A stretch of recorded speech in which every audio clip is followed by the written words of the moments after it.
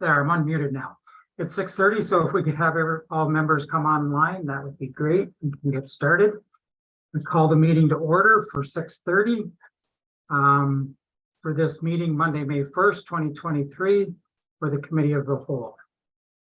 And I'll just announce that this is a virtual only meeting, so all rules and procedures that apply to in-person meetings will apply to this meeting as well. So with that, we have the adoption of the agenda. The agenda is before us. Do we have a motion to adopt the agenda as presented? Councillor Willis, seconded by Councillor Broderick. All in favor, please raise a hand. Motion is passed. Disclosure of pecuniary interest and the general nature thereof. Do we have any disclosures for this evening's meeting? Seeing none, I will note at this time that Deputy Mayor Townend has sent his regrets for this evening's meeting and will not be attending. We had no closed session, so we move straight to staff reports. Commemorative program replacement of Park Memorial Program. Ms. McFarland, do you have some information for us this evening? Good evening, Your Worship. Carrie Lamb is joining us this evening, and she has a presentation for us just to walk through a few of the changes, and then we are happy to answer any questions you may have. Thank you. Ms. Lamb, please proceed whenever you're ready. Thank you very much. So I'm going to attempt to share my screen. Hopefully all goes well. I'm used to Teams. Let's share screen. And can everybody see the presentation? Yes, I can see it. Perfect. Thank you. So I thought it would be a little easier if I did a PowerPoint presentation for committee to highlight the current memorial program and the proposed changes that we're looking for feedback from committee of the whole on how to move forward. So the program itself was adopted in March of 2013. So it's over 10 years old now, and the program itself has had quite a bit of work put into it and or changes along the line due to a variety of reasons. So what we're looking for this evening is to gather feedback related to the draft policy and program that's before you tonight to then take forward to council. So the current program operates as three options. There's a bench option, a tree option, and a picnic table option. All of the pricing is set currently through the miscellaneous fees and charges bylaw, but it has not been addressed in quite some time. The program is not full cost recovery. And in fact, there is a lot of costs that are covered through the park's operating budget currently. The benches that we currently use are built internally. I have a picture coming up for you, but it is a wooden seat and back with a metal frame. They do require a high level of maintenance based on the wood seating, trying to ensure that it's kept in good condition so that nobody's getting splinters and they're painted and look nice in our parks. But unfortunately, the benches are not always accessible based on where they're being placed and how they're being placed on the ground. The trees themselves is a $500 cost currently, which does not cover our cost of the trees, including planting. They do get a choice of species currently in terms of what type of tree they'd like to plant. And then the third option is the picnic table. This is not a high demand item. The picnic tables are again built internally and have a high level of maintenance and are not accessible. With any of this current program, there's no time frame associated to the contract between the donor and the township. So there's no evidence to say how long a bench or a picnic table or tree will be in place as it relates to the program. So here's a picture of the current bench and tree. The tree is, as you can see, we do plant a substantial size tree. We want to make sure that it has longevity in our parks, and a plaque is placed at the base of the tree. The bench itself, you can see the wooden slat bench. You can see what happens when it's planted in the park in a green space without a concrete pad underneath or some type of firm base. Over time, there's wear and tear, and you almost get what we call a cow path underneath, which can become a bit of a tripping hazard and certainly has its challenges as it relates to wheelchairs and mobile devices. The new program itself, as staff were looking at the program, we looked at a variety of things associated to what should go into the new program. Accessibility and safety were obviously items that we wanted to include. What is the maintenance of the items that are being installed and the longevity of them? We also looked at historical data over the years and how many people we currently have wanting to place mostly benches and trees in our parks. We also researched other municipalities and like programs to see what others are doing to ensure that what we're doing is not out of the norm or different to the point where it seems odd. And in the program that we're presenting to you this evening, we are very much in line with what a lot of municipalities are doing with their memorial programs or commemorative programs. There's a variety of different names that are used. We have suggested moving forward with a commemorative program, just that it encompasses more opportunity. It's not just about memorializing, it's about commemorating events, people, organizations, groups, you name it. It's a broader program. We also wanted to look at consistency throughout our parks. It's going to take time to move forward into the new program. We recognize that. However, as new parks are coming on into the township, and as we're working with developers, the bench that is being proposed to you this evening is the bench that we are recommending and asking developers to include in parks as they move forward. We also looked at a time frame related to the program. What is an expected time frame of a bench or a tree within such a program?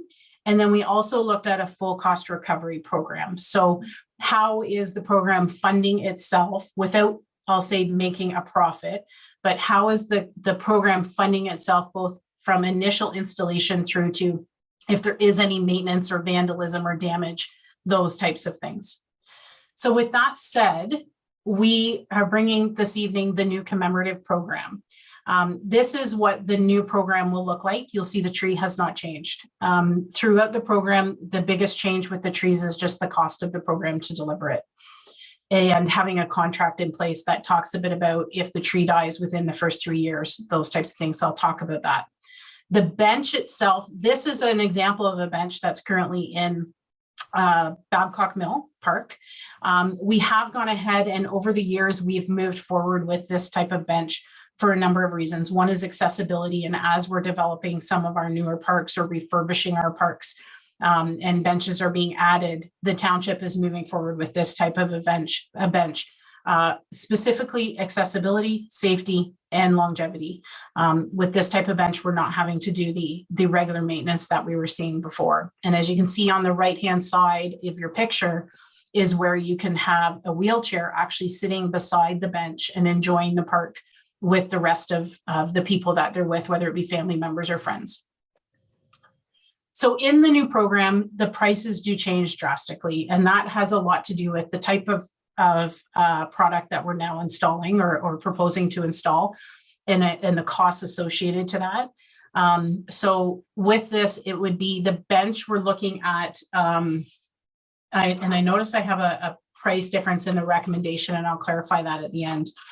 It is $2,295 for the bench.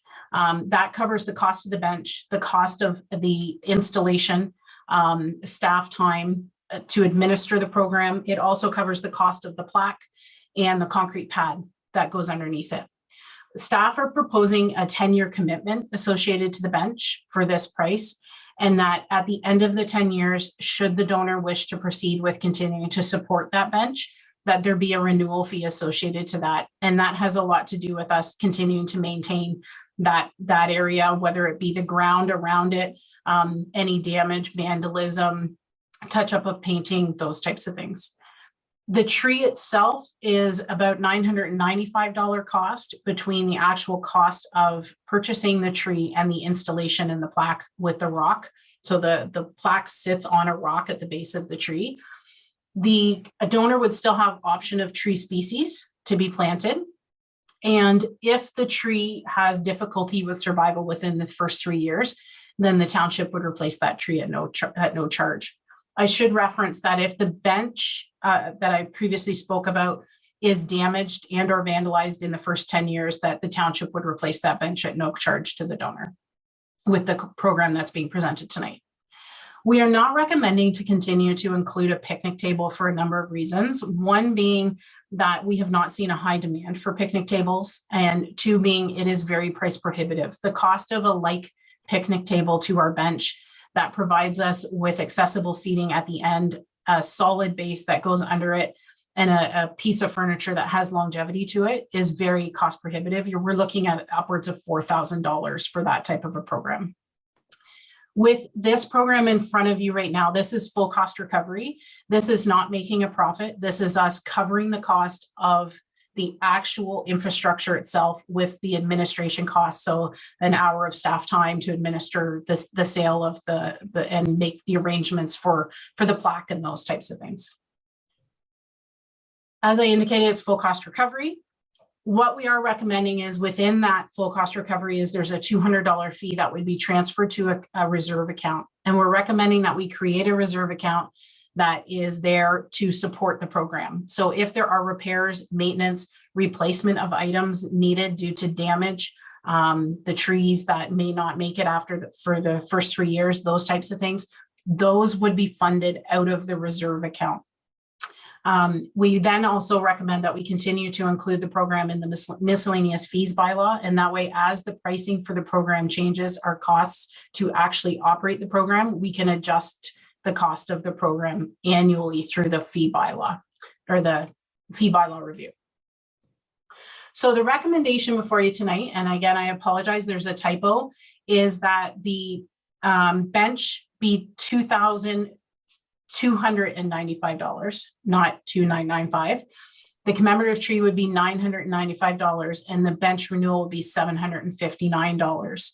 And of course, then that a commemorative program reserve account be established, and the $200 per donation be transferred to that reserve account to sustain the program. And that is my presentation for this evening, and I'm happy to answer any questions and get feedback on the program. Thank you. So, council, any questions, comments? Councillor Willis. Just a question for Ms. Lamb. How do we promote this program in the community so that people are aware of it? Because I think it's an excellent program. Through you, Mr. Chair. Excellent question. It is all about awareness. So we would be working with our corporate communications, Trevor and his team, to ensure that the website is up to date and that we are then doing specific targeted, I'll say, different media outlet communication, whether it be social media, whether it be the option for us to actually put out a release introducing a media release, introducing the new program and making people aware. We do find that if we do regular sharing of almost like did you know posts through social media, it is very helpful. And then we could also do obviously promotion from within our facilities for people who are visiting. So I can share with you that the program right now, we do have a wait list. They're waiting on having information on an updated program so that we can move forward. We have about 9 people right now on the list. Okay. Now, I believe Councillor Broderick had his hand up first, and then we'll go to Councillor Ennis. Thank you, Your Worship. Through you, a few questions. What's the shelf life for one of these benches? Through you, Mr. Chair, we're estimating that the supplier is estimating a minimum of 20 years. That's why we've taken the 10 plus 10-year approach with continued maintenance, of course. So they will see wear and tear throughout the winter. The paint is not, I'll say, indestructible. So, as we have vandalism or people scratching them, those types of things will be touching them up. I anticipate, given the benches, what I've seen in my experience, that they could last longer than 20 years. But with that said, it is dependent on what's happening in the park. How long is the concrete pad going to last? Is there any heaving? Those types of things based on the weather that we have in this area. So I'm hopeful for a 20-year minimum lifespan, and then we would take it from there. Okay, and if I can continue, in section 2C, the 10-year renewable at 759, how does that fit? Again, given part 3 talks about the replacement, I think in the early years, whatever that define is. So would that, I buy a bench or I sponsor a bench, does that 759 go to what, I guess? Like if we do get a 20-year thing out of it, in best case scenario, obviously, are we charging somebody another 10 years money to keep their name on it? Part of it certainly is, the continued recognition in our parks. The majority of that, though, is to continue to maintain around that. So there are the lips that need to be maintained around the pad of between the concrete and the actual turf. We do anticipate that there will be paint touch-ups required and that we will be needing to still service the benches, just not as often as the wood. We won't be replacing the wood like with having the metal bench. We won't have to repaint them as often, but that money would be after we take off the cost to operate the program. So selling and administering it, the rest would be transferred to the reserve account, which is what we would draw on to actually make repairs and maintain it. Okay. And I assume that the township, like a person could ask, they want a bench in X, but it's up to the township where that hopefully in X goes, right?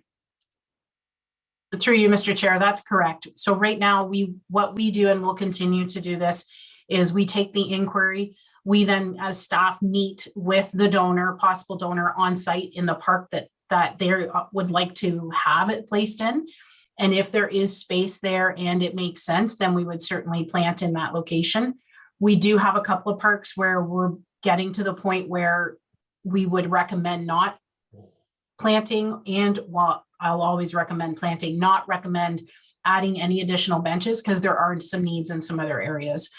So for instance, I'll be blunt, Fairfield Park has a lot of benches in it. As we continue to renovate that park and clean up some of the path systems in the benches, we don't want it to become to the point where there's too many benches there and not enough in another park. But we also recognize that the donor most likely is picking that park because there's something special about it that they're recognizing, whether it be an individual or an organization that has ties to that park. So staff do meet individually with every donor to review that and to find a mutually agreeable location. This may not be your department's thing, but what's the tax receipt on that? Like, would it be 10%, 20, 100? Does somebody have an answer to that? I'd just be interested in that. Through you, Mr. Chair, I did speak to our treasurer regarding that, and we would issue a tax receipt for the full amount. It was my understanding. Very good. Just a few comments. I like it. Obviously, maintenance costs are going to be shifted because you don't have the day-to-day maintenance.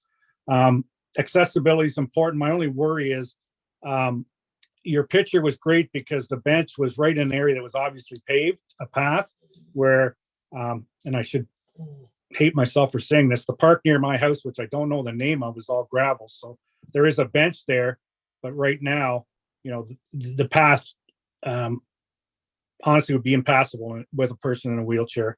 And that's just something that concerns me in a bit. And I may be getting ahead of myself here, but when the hub project starts to roll out, will there be consideration to sort of make another similar idea with maybe a seat plaque or something within that project? I'm sure there's going to be a committee for that, but that's just something I'll throw out there. Thank you. Councillor Ennis. Thank you, and through the chair.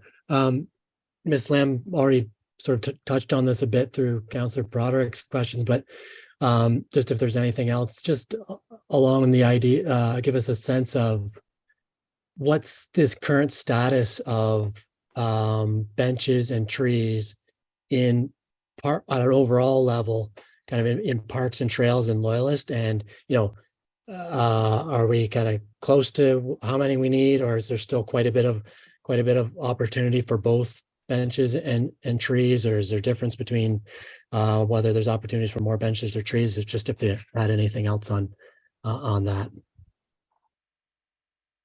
Through you, Mr. Chair. Yes, we have a lot of opportunity to continue to expand in our parks and throughout the township, both for trees and benches. So as the township has continued to grow at a rapid pace, there are a lot of areas where I see and Lori and my staff see opportunity for additional benches. And of course, there's always room for trees throughout the municipality. And we would be looking at the commemorative benches even at certain locations. So even outside here at the W.J. Henderson Recreation Center, if somebody was looking for a commemorative bench, we would look at that. It doesn't necessarily 100% need to be in a park, but we could find a location that if it's somewhere that suits a need, we would definitely review that. So I foresee for the coming years that there's lots of opportunity to continue to commemorate people and organizations in our community. Good, thank you. Councillor Boudreau. Just curious if current people with current commemorative trees, benches, picnic tables have been notified about the upcoming change and the implicit financial implications coming forward if they've been notified. Through you, Mr. Chair, we have not notified anybody at this point because we are still in the draft phase. As we move forward with a report to council and finalizing the program, we would then be contacting anybody that's currently on a wait list waiting for the program to be finalized this year. And then as benches become, I will say, to a point where they can't be maintained any further and need to be replaced, we would then be reaching out to each donor that we have information on and then work with them on do they want the bench replaced? If so, what is that cost? Do they want a different location? Those types of things. But the actual program itself goes back quite some time. So right now we also have our work ahead of us to finalize files and make sure that we've got updated information on every bench in the municipality. So that will be part of the program as well as that type of cleanup. Okay.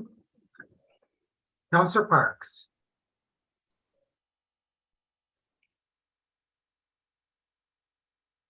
Thank you. Through the chair, I think probably to Ms. Lamb, I'm not sure.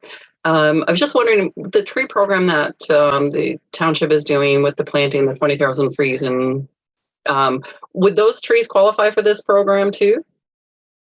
Okay, Through you, Mr. Chair. Absolutely, they would.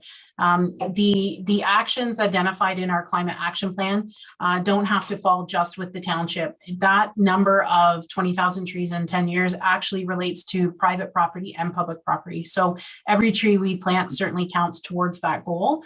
And as we continue to work on our urban forest management plan, this type of program would be obviously referenced within it. Yes, please proceed. This is just a comment in regards to Councillor Willis's, or Miss Willis, I guess, comment in regards to the support of the programs. In the village of Bath, there are quite a few benches and trees that have been, there's been donations made to keep those up. So I do like the fact that the program is continuing and that we're getting it more in line with or streamlined. And I also like the idea that the benches are actually going from the wood to the metal. Just from personal experience around here in the village with the wooden benches, they don't last very long and they do get vandalized and damaged. So I think that's a great program. Thank you. Councillor Broderick. I have two questions from a resident, but I'm going to wait to see if they are online. And if not, I'd just like at that point to raise the questions. I can check with the clerk. I don't believe anyone's online, are they? And there's, Sorry, I just need to get to the mute. There's no attendees in the audience. yeah. So Okay. please proceed. So the resident's question is there any process or policy for grandfathering requests in the case of a bench replacement? So what I'm reading here is they may already have a bench. Are they going in at 2295, I guess, to replace a new bench? And this person tells me they've had a request in for quite a while. So I guess the sort of the crux of the question through you, Mr. Chair, is if you were transitioning, I guess, from a wooden bench to a metal bench, and you've sponsored it or you've done that, is there any kind of consideration there for a different fee, or is it going to be the same fee? Through you, Mr. Chair, the old bench, as it needs to be replaced, the donor would be contacted. So in this case, that customer or donor would be contacted, and they would be given to purchase the option to purchase the new bench. Okay. At this point, the $300 of the old program doesn't even cover the cost of the old program. So the idea being that they would purchase the bench with the new pricing, and we would purchase the new metal bench, put in the concrete pad, and start as if it was a new program, but still recognizing the same person. A new plaque would be purchased, and it'd be a complete refresh. Okay, thank you. And through you, Mr. Chair, again, the second question is, it's in regards to the 10-year renewal. So that would be paid 10 years after the initial amount. And this person asks, is the policy saying that you couldn't do it for a third year or third 10-year session, or is it just that, like, is that possible, I guess is the question. Through you, Mr. Chair, it would really come down to the condition of the bench and the pad at the end of the 20 years. Is it need to be replaced? Will it have another 10-year life expectancy ahead of it? If it's in great shape and there's another 10-year life expectancy ahead, then we would work with that donor on a renewal of some sort. We wouldn't just rip it out and start over. We don't want to waste infrastructure if it's in good shape. Okay, and just two more quick ones. Actually, one question. In terms of the policy, at the end of the 10 years, if there's nobody, like, again, this is just something is it really necessary to remove the plaque of somebody until there's a new plaque? Through you, Mr. Chair, we wouldn't just go out and remove the plaque. It would be a point of, if we do get to a point, as Councillor Ennis had brought up, where there's now the program is full, then we would go to the list. But at this point, without having that full program, the plaque would be maintained until such time as it either needed to be repaired and replaced, and or there's a wait list for the program. And just this is my comment, not the taxpayer. I would be happy if the picnic tables disappeared, because they're just a home for seagulls. Thank you. Thank you. Councillor Boudreau. I'm willing to get far more personal than Councillor Product, and I appreciate him for the questions he threw forward. There is a bench named after a family member of mine. I'm 51. I'm willing to pay for a new bench. I'm willing to pay for a 10-year extension. I'm willing to pay for whatever. In 20 years, I don't know if my kids are. I'm 51. I don't know if I get to 71, is all I'm trying to say. And I'm wondering if there's a plan we can work on going forward that we can pay in perpetuity forward on some sort of situation with this in memorial of a member of our community. Ms. Lamb? Through you, Mr. Chair, if that's something council wishes staff to work into the program, we can certainly look at doing that. I caution the perpetuity because we don't know what the bench is going to look like in another 30 years. We don't know what those costs are going to be. However, if we had a firm, I'll say, document in place that says this is the bench, this is the location, this is the name, and this is the number of years and or in perpetuity, at least we have something to go by moving forward. In the past, we haven't even had that. So that's why we're taking a look. One of the reasons we're taking a look at the program is because we don't have historical information as it relates to here's the agreement between the donor and the township. So if council wanted staff to, or committee wanted staff to add in a clause regarding perpetuity and what that would look like, then we could certainly look at that and bring that back. You. Councillor Project. Did you have something more? So I just haven't put it down. Okay. Councillor Parks. Thank you. Through the chair, I was just thinking maybe there could be some sort of legacy fund or something that's set up for that particular situation that Councillor Bruick was talking about.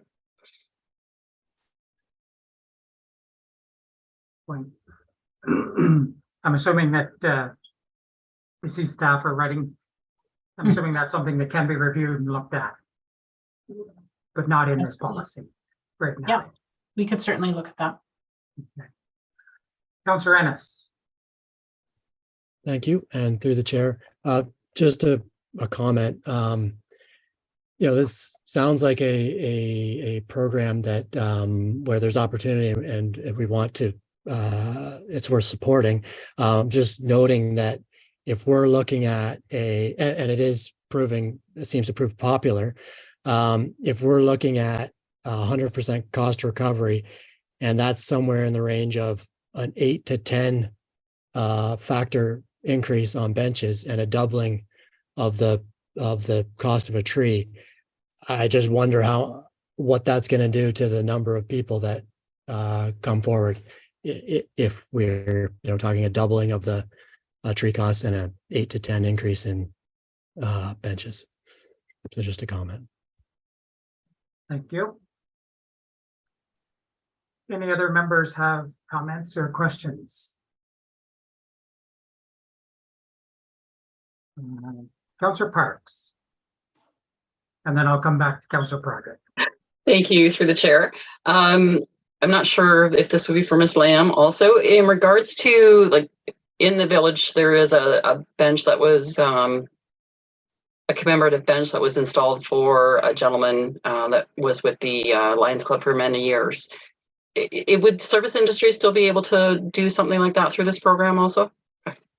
Through you, Mr. Chair, absolutely. There's a couple of Lions benches throughout the community, Babcock Mill, Bath, Willie Pratt. So we would continue to do that for sure. The donor could be an entity, an organization, a corporation, an individual, doesn't matter. Okay, so just to follow up, so that bench would be like the Lions Club ones are specific to the Lions Club, so they would still have that opportunity to have that kind of design, that special design. I guess if they're paying 100% of the cost, it would be on them anyways, right? So, okay, thank you. So, yeah. Just on that point, if I'm correct, on the Lions Club benches that are put in, typically they supply them at 100% and the township just installs them, is that correct? Okay. Yeah. For that. Okay. Thank you. And Councillor Project. Through you, Mr. Chair, just a comment.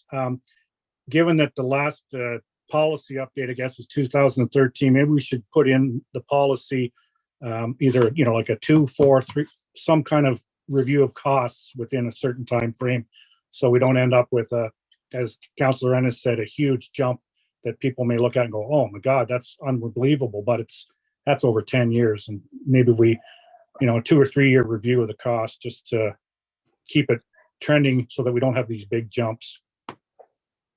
Thank you. Any other questions or comments from members? If not, I'm just going to I jotted down a couple notes here now if I can read them. I do like the idea of investigating the perpetuity. I know that there's some benches out there that have been, they were memorial benches from family members, and sometimes contact information changes, sometimes they move out of the area, and some of them are elderly as well. And you'd hate to see the name come off when they were a significant member in the community, and they're being recognized. How that would work, how that would look for perpetuity or a legacy, as Councillor Park says, I'm not sure how we would do that, but I'm just throwing that out there. And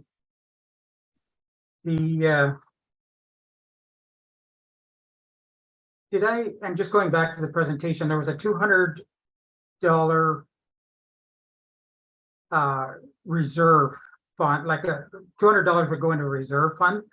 I didn't catch, was that in the fees that are being charged now? 200 of those fees would be going into that account?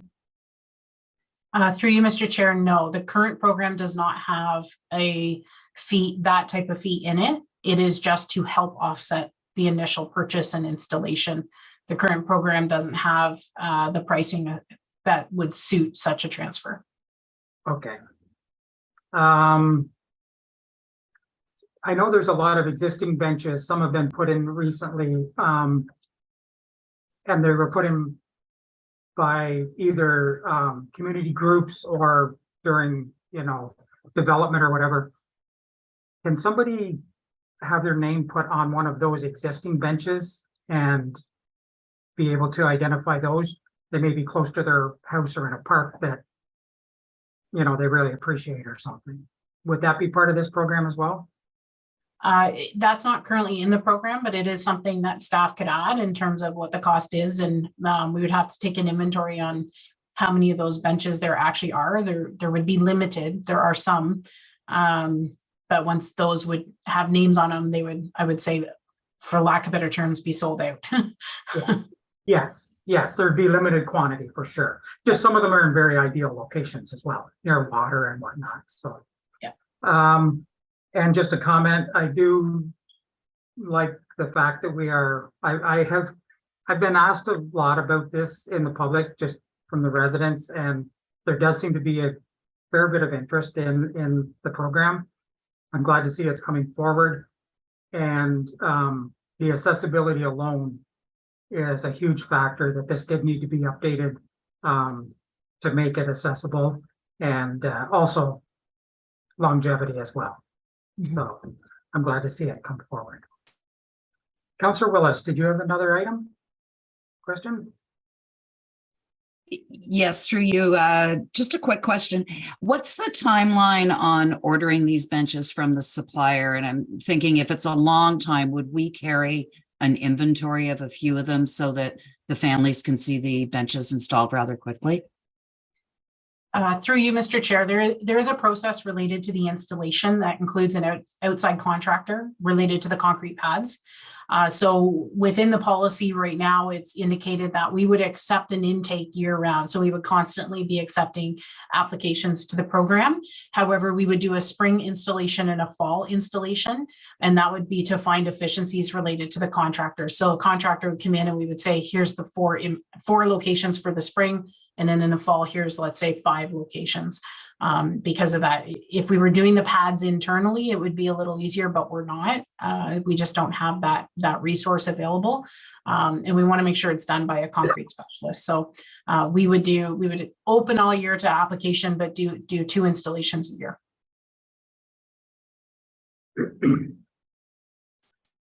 Okay. Any other comments or questions from council?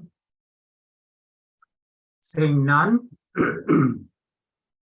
We do have the report and the recommendation that the report from the Community and Customer Services Department, Recreation and Facilities Division, May 1st, 2023, Commemorative Program Replacement of Park Memorial Program be received. That the committee recommend to council that the attached commemorative program policy be adopted, and the following fees be added to the miscellaneous fees and bylaws. Commemorative bench, and I believe that's supposed to be $22.95, is it? That's correct, Mr. Chair. Just wanted to read it out correctly. $22.95, commemorative tree, $995, commemorative bench 10-year renewal, $759, and that the commemorative program reserve account be established to be used for repairs, maintenance, and any required early replacement due to vandalism or damage. So with that, do we have a member that would like to make a motion? Councillor Parks, so moved? So moved. Yes. Seconded by Councillor Willis. Mover, any comments? Just to say that I think it's time to update the program, and I think costs are continuing to increase, and this I think is good timing. Thank you. Seconder, any comments? None. Anyone else? Seeing none, I'll call the question. All in favor, please raise a hand. Opposed? Abstained? Motion is passed. Renewable Energy Fund Grant Review Subcommittee Policy Update with Recommendations. And Director Campbell, are you going to be speaking to this evening? Thank you, Mr. Chair. Just through you, I will quickly introduce the next agenda item, and then the Deputy Clerk will be doing the presentation, if that's okay. Yes, thank you.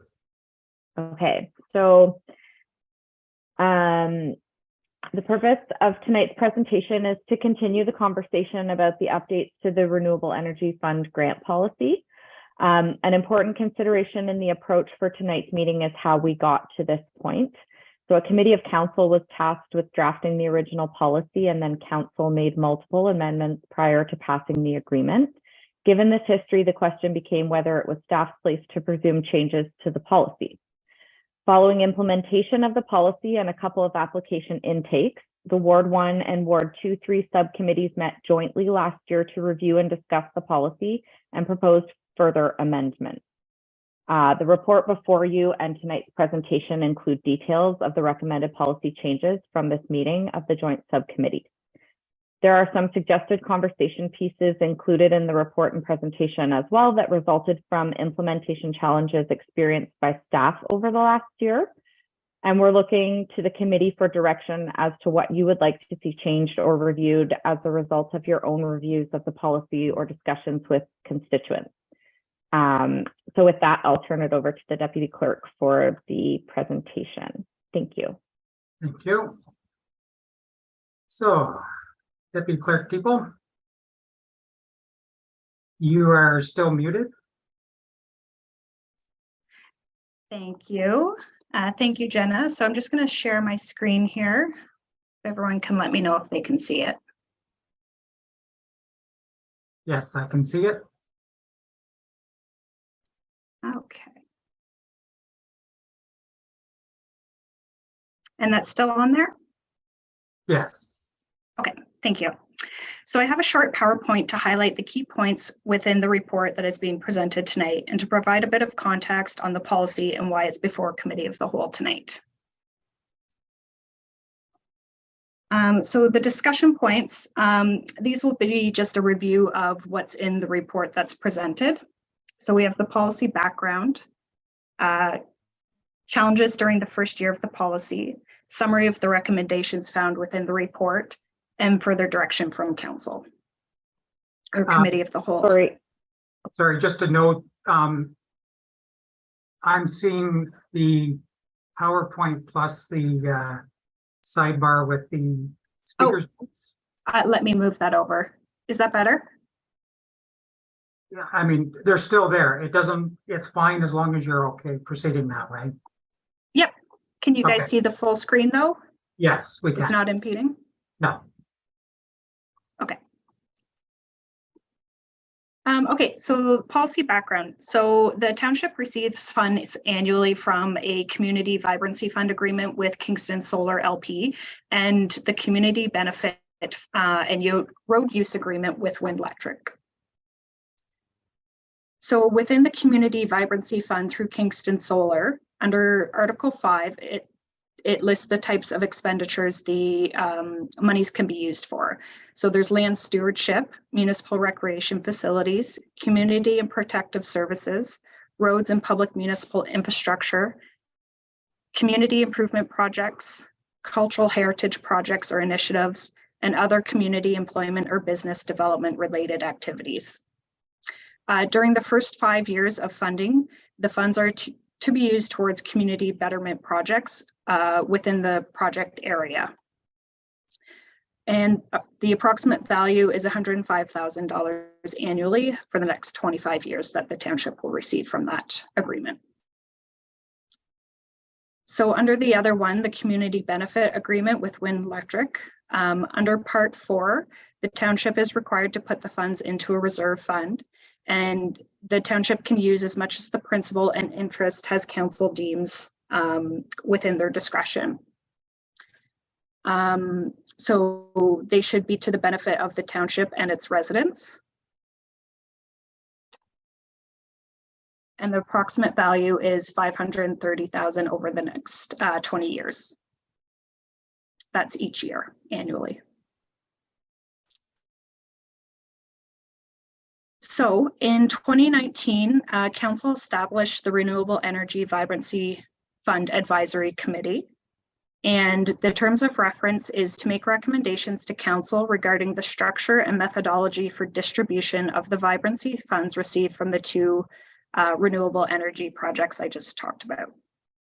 So the policy was developed by the committee throughout 2020 and 2021 and was presented, amended, and later adopted by Council in 2021. So within the policy, to ensure longevity and effectiveness of the funds, the contributions from both the Wind Electric and Kingston Solar GP are allocated as follows. So 25% from the previous year's funds go into a future reserve fund, 15% from the previous year funding goes into a community grant, and 60% from the previous year goes into a renewable energy benefit fund. So I'm just going to highlight the difference between the community grant and the renewable energy benefit fund, the two streams of funding within the policy that are open for the public to apply to. So under the community grant, it's for projects that enhance and enrich the community, and requests should fall under one of the following categories. So community services, arts, cultural heritage, agricultural rural affairs, social services, community events, parades, tourism, economic development, community beautification, environmental and green projects, supporting youth and seniors, community social assistance, and disaster relief. So under the community grant program, there's a maximum of $5,000 per organization per year, or 75% of expenditures, whichever is less. And an organization can request up to $2,500 for in-kind services from the township. So under the Renewable Energy Benefit Fund, this is for capital, mostly capital projects and other projects that may enhance and enrich the community. And requests should fall under the following categories: energy sustainability, land stewardship, recreation projects, funding for annual and/or historical events which are not capital projects but promote tourism and/or historical significance to Loyalist Township, heritage preservation, economic and business development, and municipal community organization capital projects. Priority funding is given to one-time capital projects that benefit the community. However, multi-year funding projects are considered on a case-by-case scenario.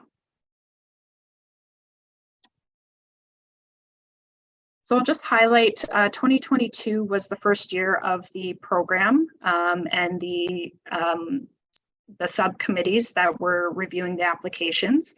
And with it being the first year, there was anticipated challenges that would likely come up being a new program. So some of these are the separation of the two subcommittees. So there are two subcommittees. There's the Ward 1 subcommittee and the Ward 2-3 subcommittee. And these committees were established to review applications that are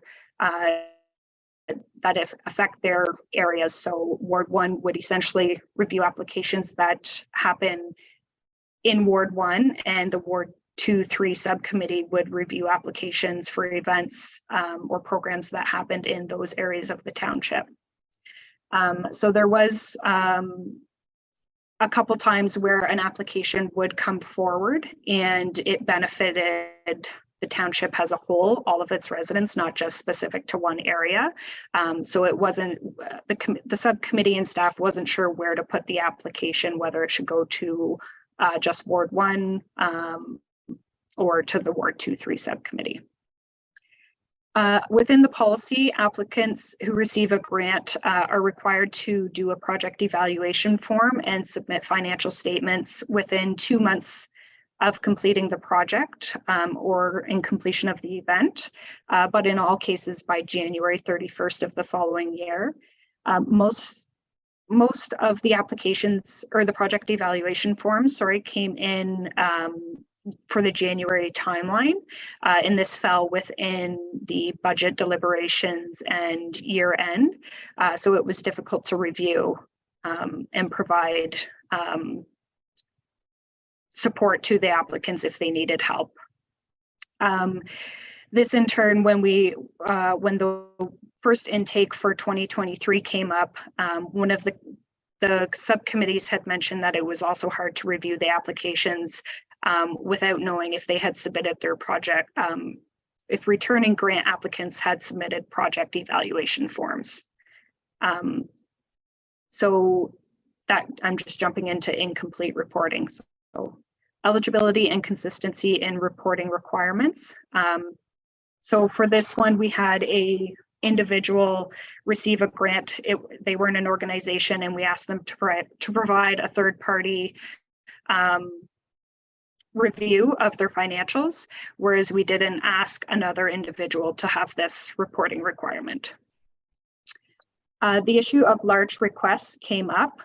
So when the township submitted their request to support the community hub project, there was comments made whether this was in the committee's mandate to review large items such as that. And then there was the issue of the committee membership.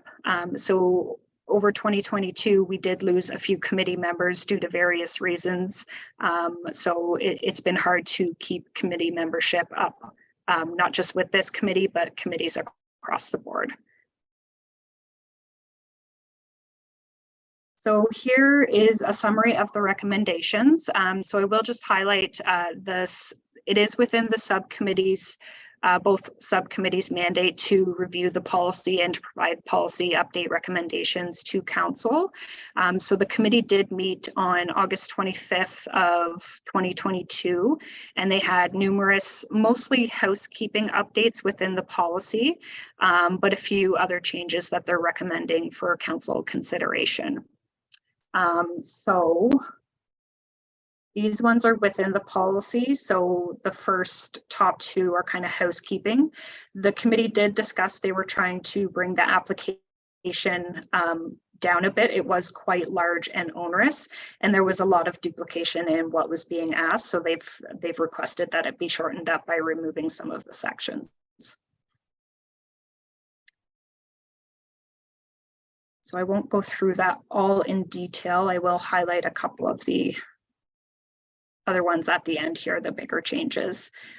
So these are grant application changes. So again, just providing some clarification and shortening it up for easier use for applicants.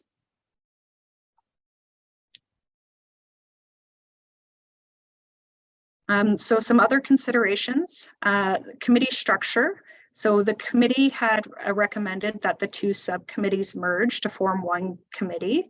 And staff are recommending the same thing until a review of all until a review of committees is completed, which will be coming forth this summer. So we do have the first intake for 2023 opening up. It opened up May 1st, and application period closes June 1st. So the recommendation would be that the subcommittees merge to review this application period.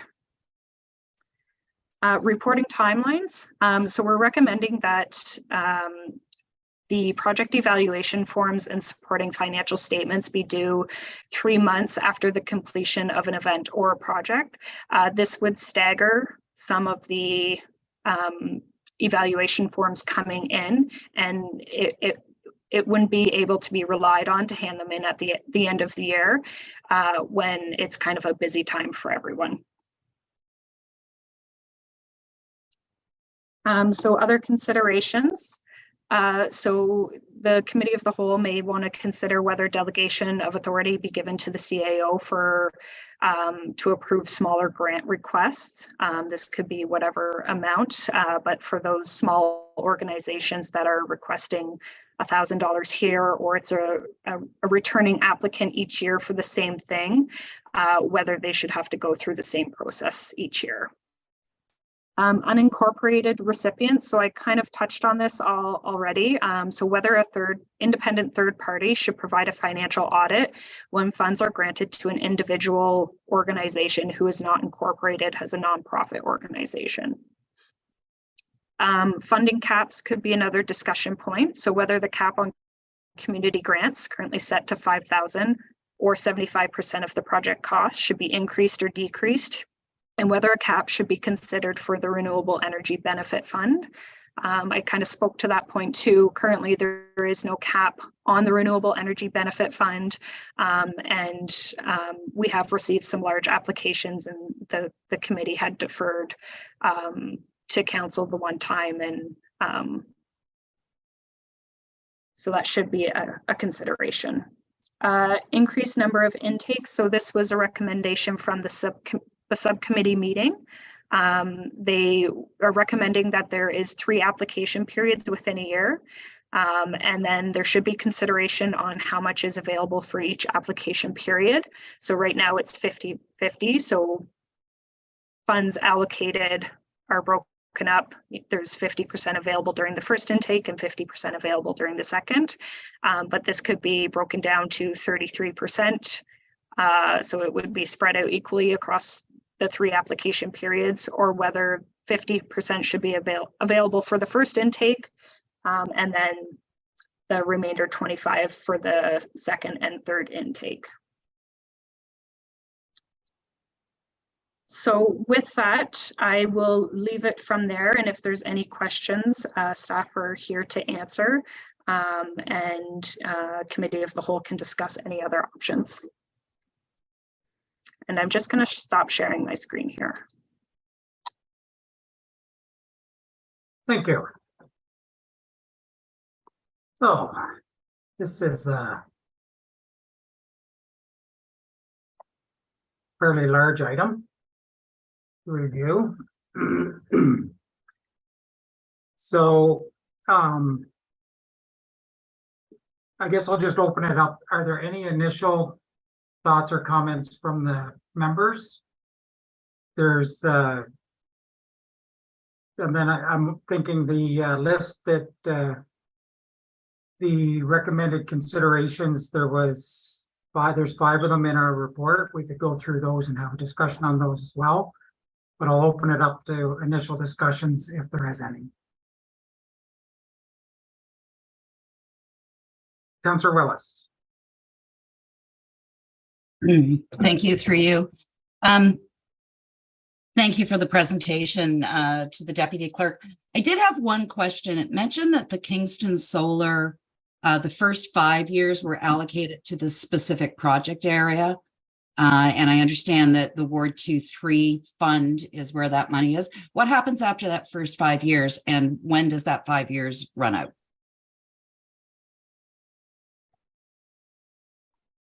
Ms. People, do you want to answer that?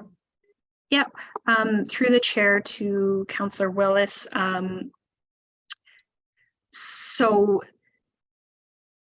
I don't have clarification on when that period, like I can't answer whether that 5 years starts from the time that the township starts using the funds, or whether it was from when the agreement started. So I'll have to get clarification on that and report back. if I may interject a little bit there, at the time that the agreement was signed, the intent of it was that the equivalent funds of 5 years of income would be spent in that area. Now, I'm not sure if it, I think that the agreement does state it that way, going back to the last time I reviewed it. But that was my understanding at the time that the Samsung representatives presented that agreement to council.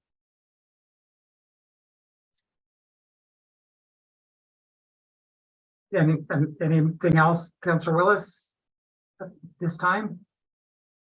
I'll wait until after Councillor Projects had a turn. Okay, Councillor Project.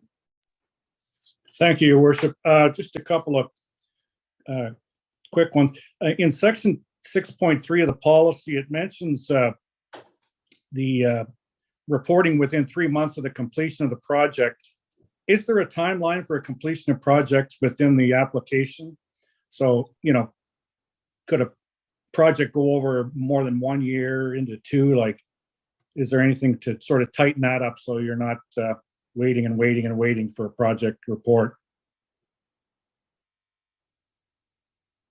Through the chair to Council Project, there is nothing in the policy that speaks to having a time limit on a project. In their application, they do have to provide a time of completion. So there's nothing in the policy that says that they can't come back and apply for another grant if they haven't completed their previous grant, the project within their previous grant. So that's something that council can put in the policy. Thank you. And if I can continue, Your Worship, couple other things. Just a little typo on 6.7. I think it should read 3 times, not twice a year for the policy, whatever the vernacular was there. Is there any consideration in 4.14 to add something about accessibility of a project? You know, that was a common theme I heard from constituents, was accessibility of people who have access, motor skills, whatever it may be. Is there any consideration to putting something along, either in, you know, it's tough to mandate it in some case, but making people aware of that should be something they're looking into as they apply. And again, for some projects, it may not be an issue. I'm not sure. Through the chair, yeah, council can put something in there. We can draft something in and present it to council for your consideration. Okay, thank you. And just the last 2 points. I firmly believe in one committee. I think when we have a 1 and a 2, 3, there's just too many things that go on. You know, what is this committee? What's this one doing? What is that one doing? And maybe, and again, I don't want to get into quorum and all that, but maybe make a parameter having one committee with a representative on. I think if we have 3 councillors, we still can do it, 1 from each area, and that would, you know, equal representation from a council point of view. I don't think that causes quorum issues. I'm sure the clerk will fill me in one way or the other. And then the second thing is, I would also support the idea, once we define it, of the CAO having the ability to do the smaller ones, because a lot of times there are some smaller ones that, for lack of a better way, are almost a no-brainer. And I think we just have to set a parameter. What is smaller? Is it 1,000? Is it 2? Is it whatever? Anyways, thanks for the work on it. That's it for me. Thank you. Councillor Willis, you had your hand up next. Yes, thank you, through the chair. Thinking back on the development of this policy, the past council was under tremendous pressure, I remember, to put a policy in place so that the funds could start flowing out to the community. And I think we're very privileged in this community to have a $10+ million fund in our laps that can support community projects and vibrancy. And I think one of the legacies that this council can leave behind is a careful consideration of the policy, not just the implementation of it. And what I'm seeing for this evening is much more around the implementation of the policy than the nuts and bolts of the policy. It is a very complex policy, and I think when you make ad hoc changes to it, it's almost like pushing down on one end of a waterbed, something else is going to pop up. And just for example, the reporting timelines and things like that. Well, there is language in the policy that if a group doesn't use the funds by the end of the term, then they have to return the funds. So by changing one thing in a policy, we're likely to create a bigger mess. So I wonder if receiving this on Thursday, talking about it on Monday, not having input from other committee members, not having input from the public, is really the right way to have a sober second thought about this policy. We also have 3 new counselors on council this year. I understand that Councillor Proderick was part of one of the review committees, but I think that we need an opportunity to look at the policy again. I think that merging the committees is a great idea, as long as we do, as Councillor Proderick spoke to, ensure that there's some balance, so that no group overrides the other.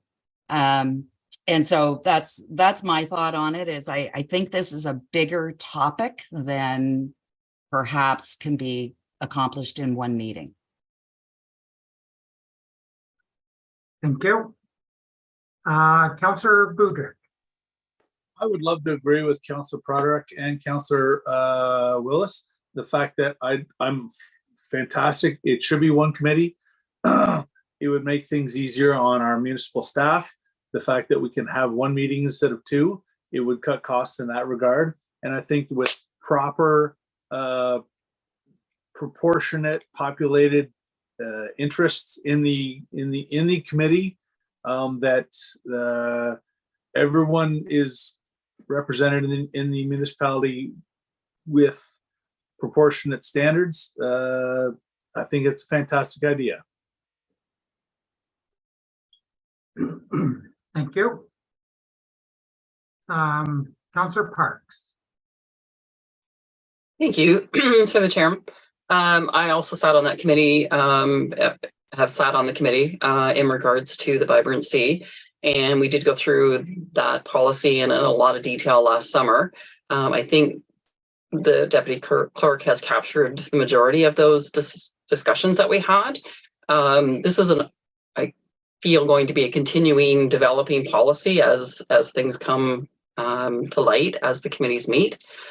So I think, we have to start somewhere with it. So I don't completely agree with Ms. Willis on taking the time. I think to streamline the process now, we need to possibly implement these decisions.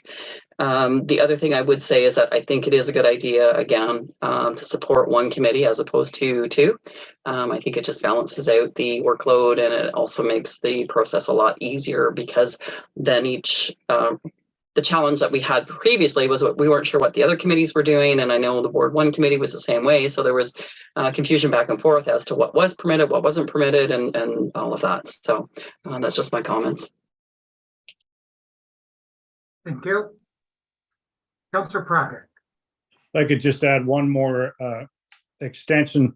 Being on the Recreation Committee, we never know if we're going to have quorum. And I think the fact that you've cut down to maybe one committee, and you don't necessarily need to be worried about quorum if you have, a councillor from each and hopefully a resident from each. At least right there, you've got quorum. And I know it's hard to get taxpayers involved, and this may make that a little easier to get a quorum in most meetings. I know Councillor Buderick in the last couple of years was looking many times for people to sit on that committee, and hopefully this would be just one way to get more people involved.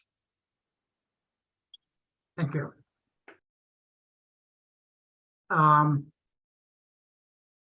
Councillor Parks, did you have something to add? No, okay. Just making sure that with the hands up that I've got everybody that had it. Okay, so those are some of the opening comments.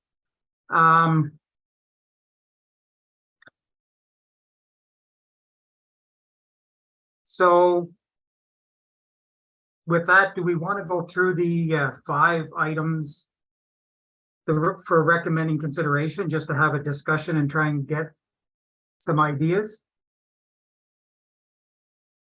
Yes, Councillor Buder? The director, Ms. Campbell, had a comment there. I just trying to bring that to your attention. Sorry, if you didn't see it. I did not see it. Please proceed. Sorry, I apologize. Through the chair, I just wanted to note, just in reference to some of the comments, that we're looking for input tonight so that we can bring something back in draft form for consideration, either at committee of the whole or at council, based on direction that we're given. So I just wanted to note that so that we're all clear, so that that we can have clarity on what we're eventually passing in terms of the policy. Thank you. Okay, so just to make sure that I'm clear on it then.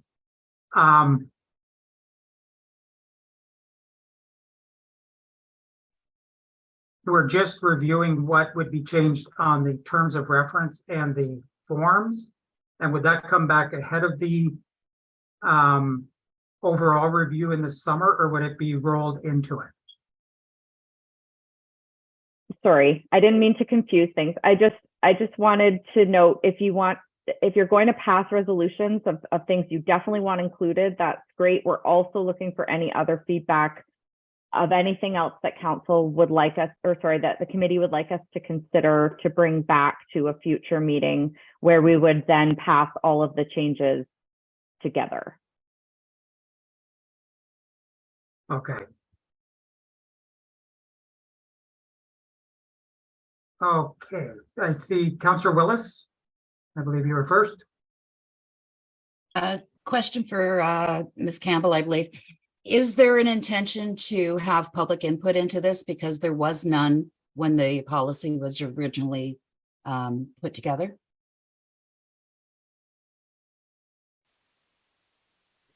That's certainly something that we are open to undertaking if that's the direction of the committee. If you'd like us to be consulting with the public, then we would be happy to do that using the public engagement framework.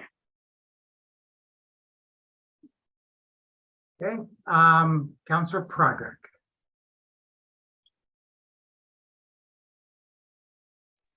I'll figure it out someday. I guess to start things off, looking at the recommendations, I'm fine with everything. I would just like to look at recommendation 3 and 4 and firm them up a bit. Are these the recommendations on the report? Or are they the ones optional?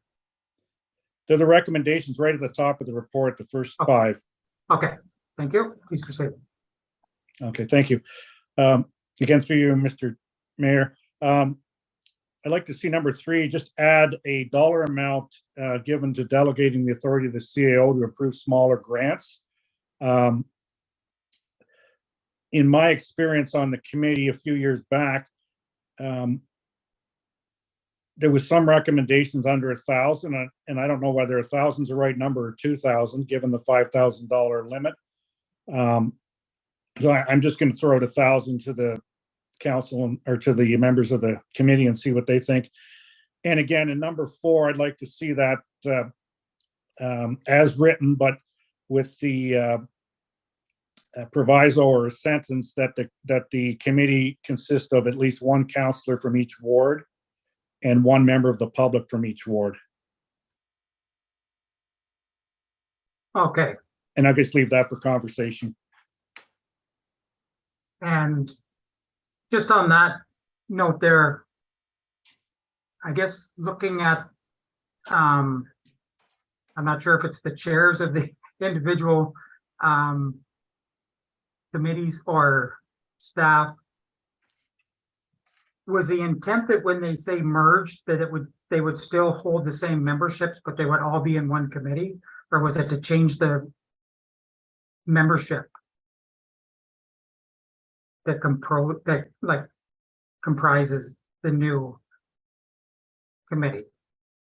I just want to make sure I understand that.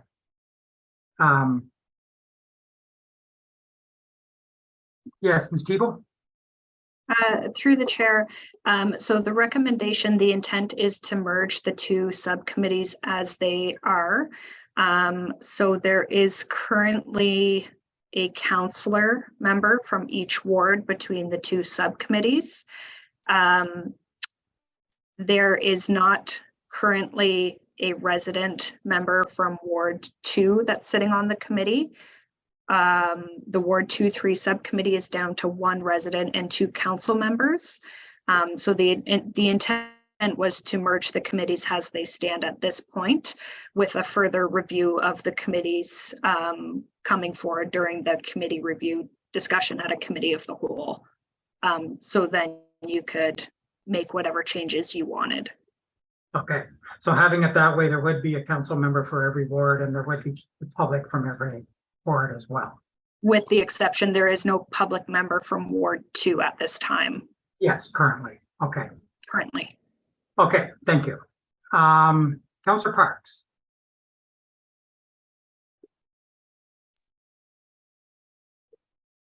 Sorry, I just wanted some clarification from Mr. Broderick, please.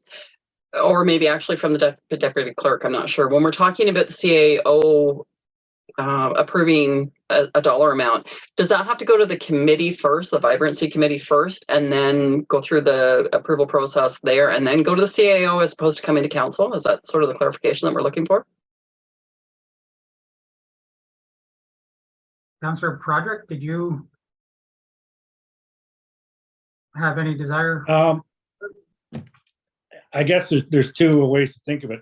Are we looking at streamlining the process so that the application goes through as quickly and as succinctly as possible? Or again, I can go either way personally, go to the committee and then to the CAO and not putting it on council's plate. There's sort of 2 ways you can look at it.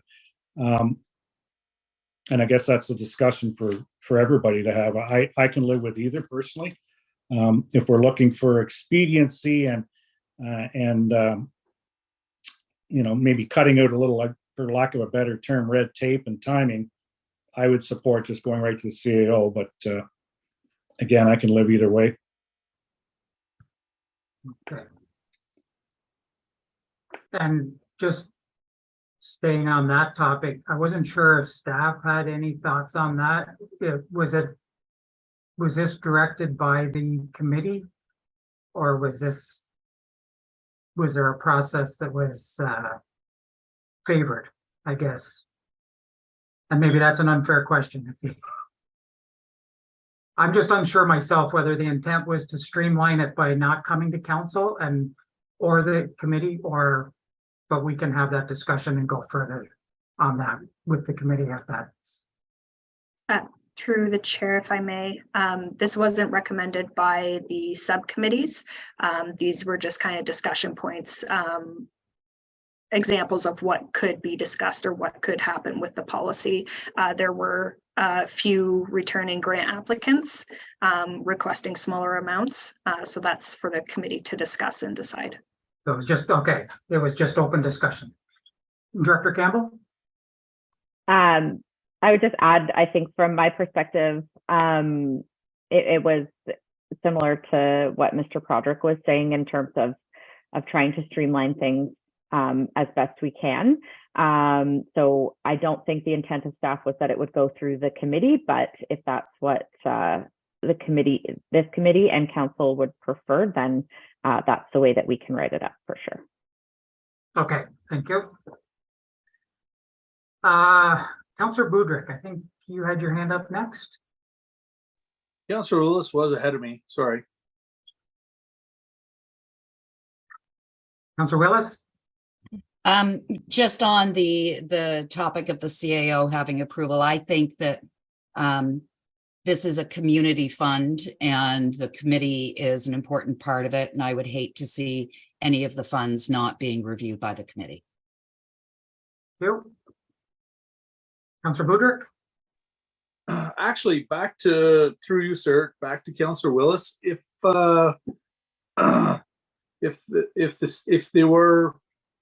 we set a limit and like Council Broderick said, and it was lower, if it was from the CAO to council, would that be okay? Just because this is committee of whole, we can discuss it, and that's a question back to, through you, sir, back to Councillor Willis. Just a question.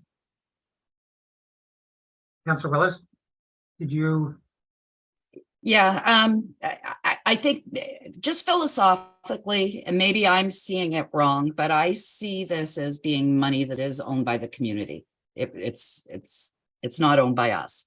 And I think that having the committee gives transparency to the process. And I would hate to see the committee being cut out of any point of the review.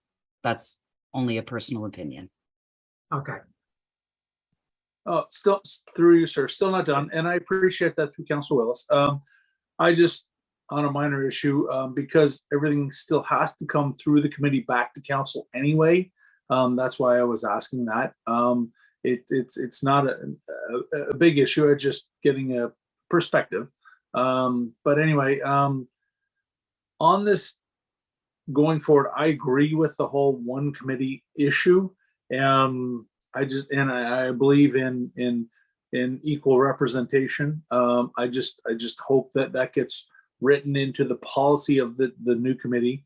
I know in the previous term of council, the committee had good representation for Ward 2 and 3. Currently, it has struggled. I know Ward 1 is fantastic and they do a very good job.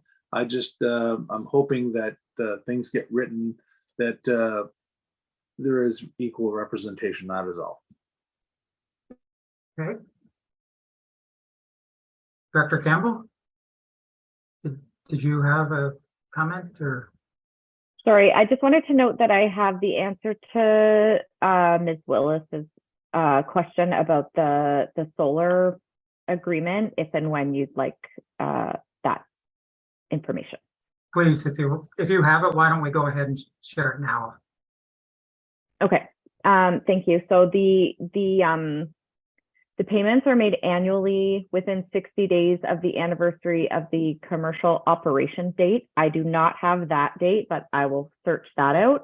And then the clause with respect to the 5 years says that the term of the agreement shall ensure that the majority of the Community Vibrancy Fund will be used to fund community betterment projects in the community within the project area of the solar project as identified in Schedule A. And then for the balance of the term of the agreement, the municipality shall not be limited in the geographic area within which it may use the fund.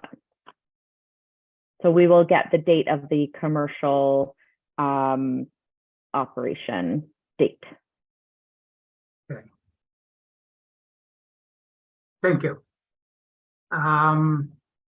Councillor Parks. Thank you. Sorry about that. I my computer battery went low. So this may have been discussed while I was rejoining the meeting. We were talking about the CAO approval, and I know I caught some of the conversation, and I do agree with Councillor Willis that I think it needs to go to the committee first, and then whatever that amount is determined by council or the committee to determine what the limit would be for the CAO. I think that would streamline the process as opposed to it having to wait to come back to council. So I think if it goes through the committee in order to have that transparency approved by the committee and then goes to the CAO at that point, that would speed up the process because then it's not delayed for another possible month before it goes to council. That's all. Okay. Councillor Ennis. Thank you. Through the chair, just on the committee structure question, just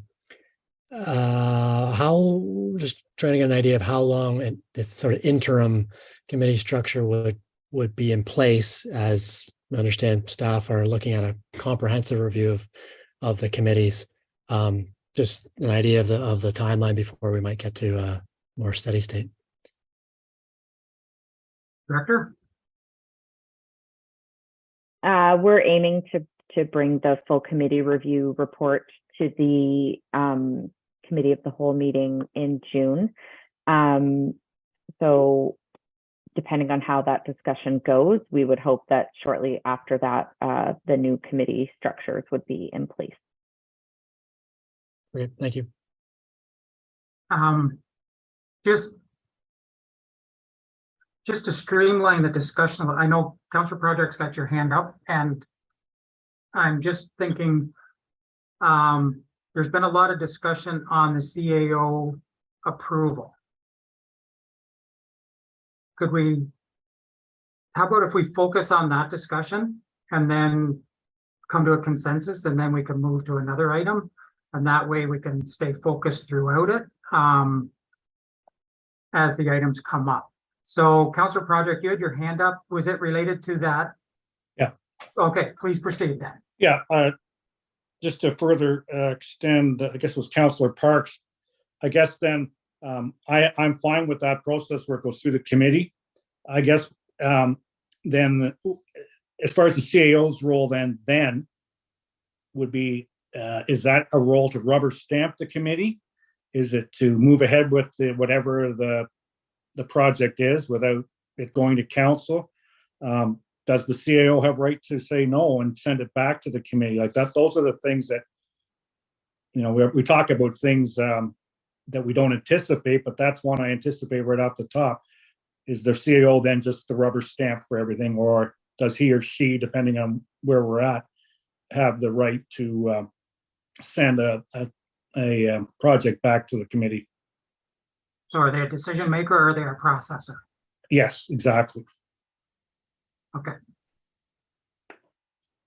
Does anyone have any input on that? Councillor Parks?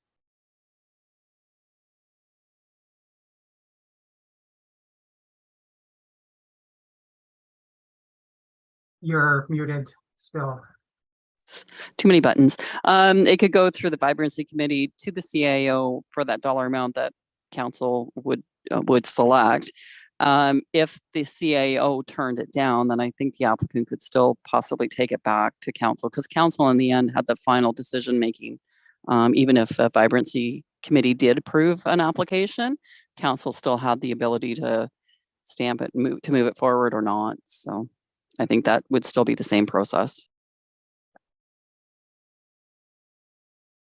And I have a question, more of a technical question for staff. Unless authorized by council, the CAO would only be able to endorse or not endorse something that is clearly stated in the policy, because they wouldn't have the authority to interpret or change anything like council would. Is that would go, and that's correct, right?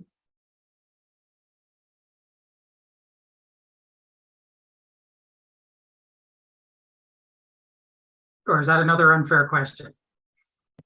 No, sorry. I think Brandy and I are just sort of trying to see who's going to respond to you. I would say yes. So the implementation of the policy as it's written is or as it would be written would be the responsibility of staff in that case, not to be making decisions outside of the intent of the policy.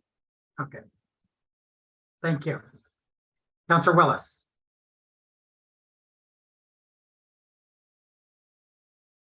Through the chair. With that, I'm not sure that adding this to the policy gives us any benefit whatsoever, because the applications are still going to the committee. I don't see what we're expediting, and I do believe it's important that the committee review them. So not quite sure what we're getting out of this. Director Campbell.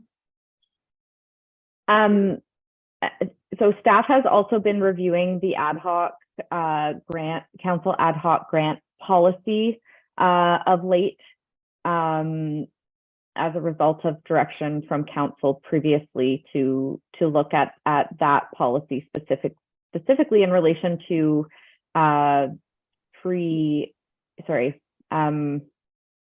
waiving fees for facility use So we could look at that policy in terms of consideration for delegation of authority to the CAO for low dollar value requests from individuals or community groups outside of the renewable energy grant fund policy, if that is more amenable. Okay, thank you.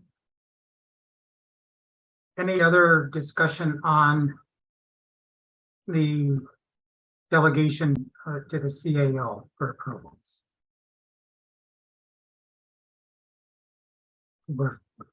From what I'm gathering, we're fairly split on it. There's the CAO. Would you like to share information with us? Yes, Your Worship. I think the intent of staff was that periodically we get requests from the same people every year for $300 or $500. And I believe the intent with delegating to the CAO is that those could just be approved as being, something that council has supported in the past, and we're going to continue to support these going forward. That would certainly benefit the timeframes and those organizations. If council wishes this to still not sit with the CIO to approve those small amounts, but that it would still go to the committee, there would be a benefit in probably speeding up the approval process a little bit based on the when the committee can be called versus when council meetings are held, that kind of thing. But if council wishes the committee to still look at it, that was not the exact intent, with delegating to the CIO. And if the committee still wishes that those matters be approved by the committee, then we'll just follow the normal process there.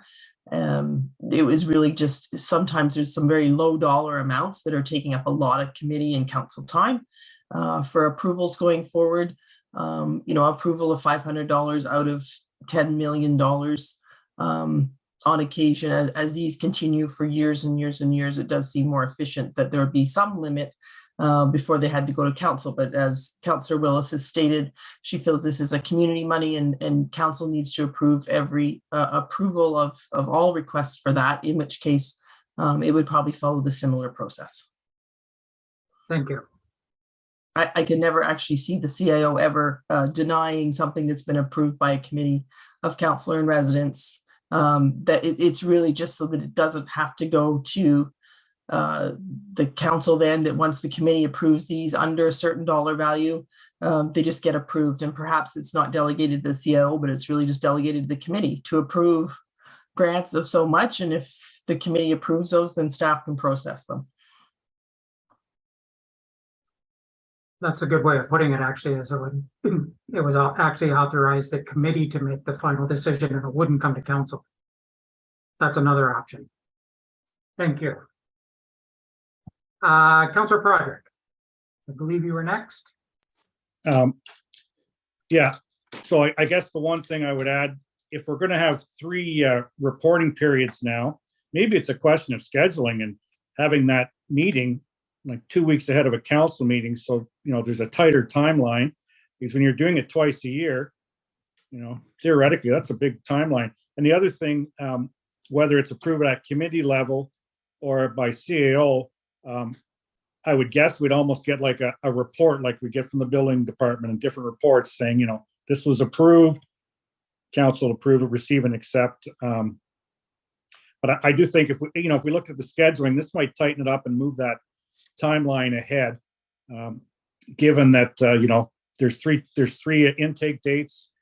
Hopefully, somehow that's scheduled so that maybe the meeting's the middle of the month and the decision goes to council at the end of the month.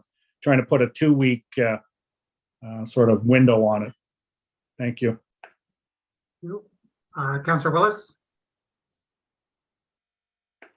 Thank you. A question for staff. You mentioned the ad hoc grant policy, and I'm assuming that's something that's funded out of the general rate. How do we define what is an ad hoc grant application versus a renewable energy grant application?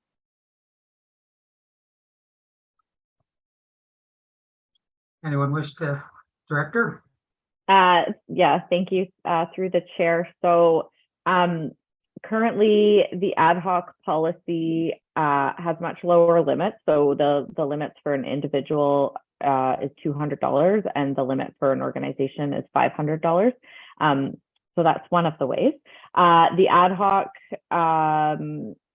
policy, council ad hoc policy was in place ahead of the renewable energy policy being put into place.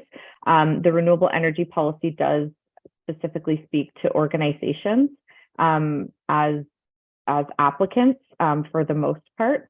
So that's another distinguishing feature. And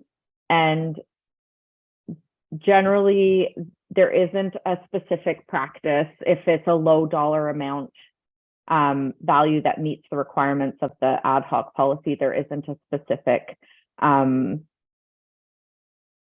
principle to lead people specifically one way or another.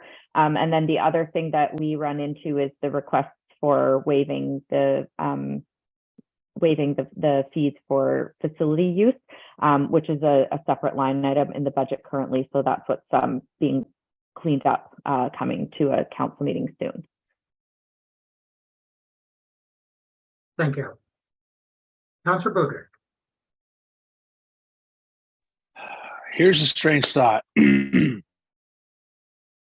Our new CAO, who we all like and hired, and let her empower herself in doing her job by setting a limit on what she can do on the vibrancy money in a policy that she can bring to council and skip by committee on a low dollar limit, similar to what would maybe in the ad hoc situation. Let her do her job because, well, she's good at it. We already know that. And we can decide if they are good ideas when they come to us on a low dollar limit and streamline things, because the problem with this committee is we have very few windows for people to apply. And there are many opportunities for people to have situations where they might need $2,000, $3,000, $5,000 to put on an event that we cannot fit in our timeline for our committees to meet for, that she can review and look at and bring to council, because as council we meet very timely, but our committee does not meet very regularly. I just that's just a thought. Okay. So we're still kind of all over the place.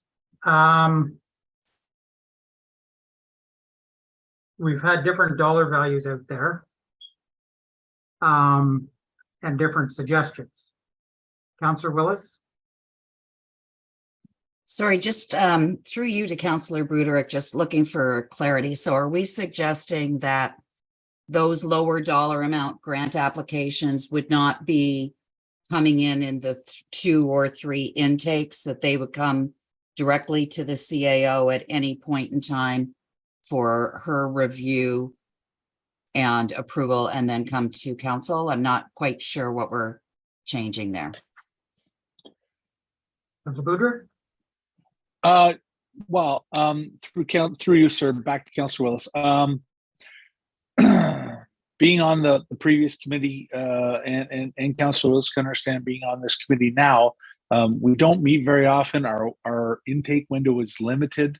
There are events within our community that are time sensitive, that people may not understand that they can apply for the money at certain times. And because of the committee's windows, it's closed to them by the time their event is going to happen. So this way it opens things up to a 52-week window. Like, I mean, it opens things really up to people trying to do events that that the CAO can look at and then bring to council, because we meet a couple times a month, every month, that we can address this, unlike the 3 or 4 times a year that the committees receive the intakes. That's all.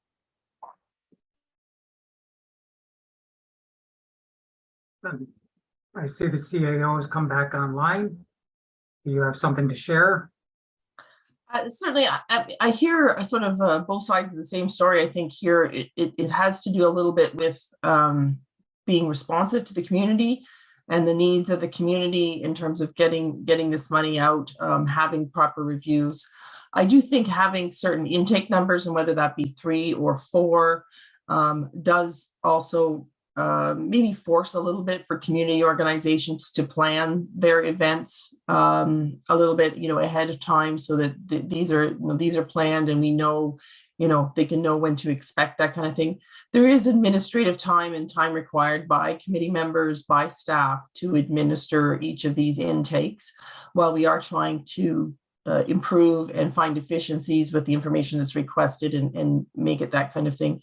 I do still like the idea that there's a certain number of intakes, whether or not that's, it goes more than 3 or 4. Like, I can't imagine this being sort of a monthly committee that you'd meet and see what's coming in. I think that's too administratively hard. And I think we need to push back on community groups a little bit to say, this is a fund that's available. Here's the deadlines to get it. Make sure you get in the appropriate timeframes.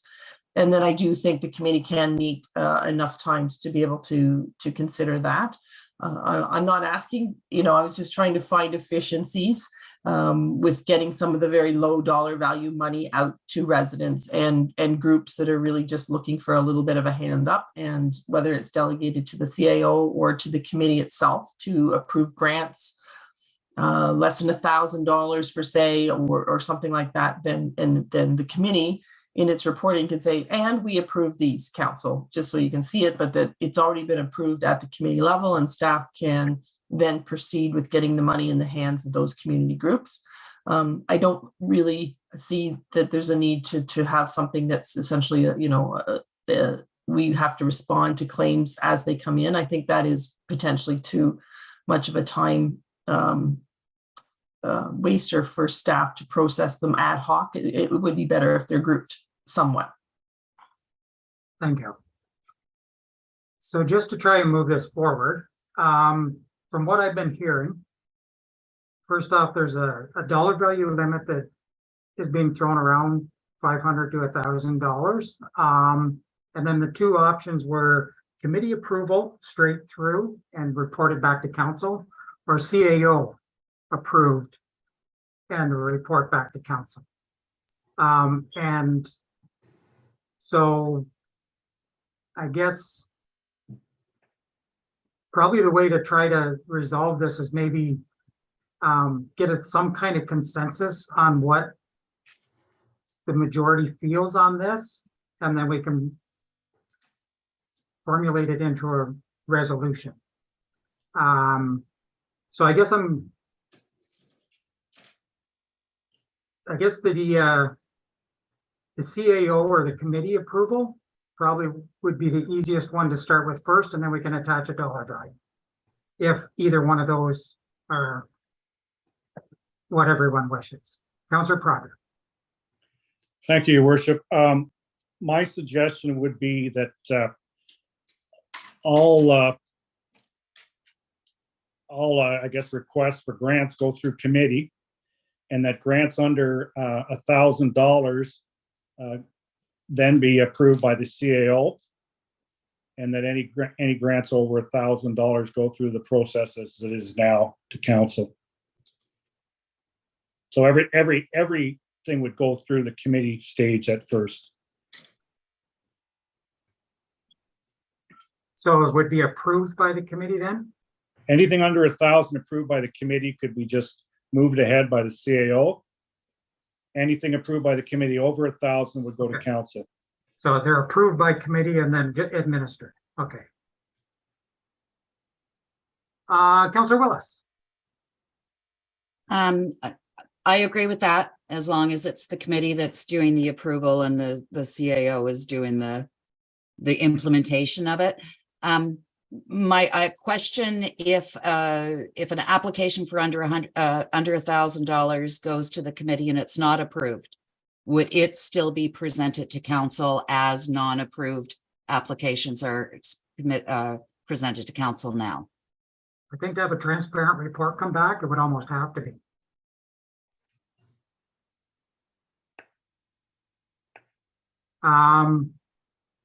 Councilor Parks. Thank you, Mr. Chair. Can I ask a question of Mr. Broderick, please? Would you suggest that we limit that to one time a year as a kind of a special consideration, or would they be able to do it through like the 3 intakes? I guess what I'm trying to figure out is that if somebody wants to kind of circumvent the application process and have it go to council, we might need to tighten that up a little bit. That's a good point, Councillor Parks. Maybe we look at adding a qualifier that once a year that they can apply. Just if I can just reflect on Councillor Willis's point, I think of it and I'm just trying to go back. I was on the committee a couple of years back, or it seems like. Committee could refuse an application, then send it back for the applicant to try and answer the questions. I think in the committee sense, in my short time here, the only ones we have had, I guess, some really good discussion on are the larger amounts. And I just go back to the AI radio situation. But yeah, maybe looking at once a year as opposed to every qualifying session, because you're right, somebody could apply 3 times under this.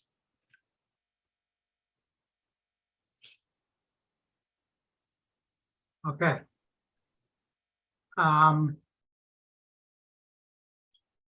So with that, there's been some discussion. How about we just do a quick poll to push this forward? How many people are in agreement with it being committee approval?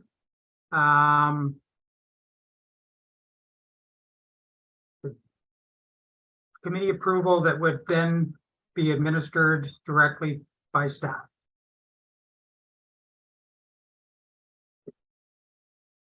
Is anyone who's in agreement with that method?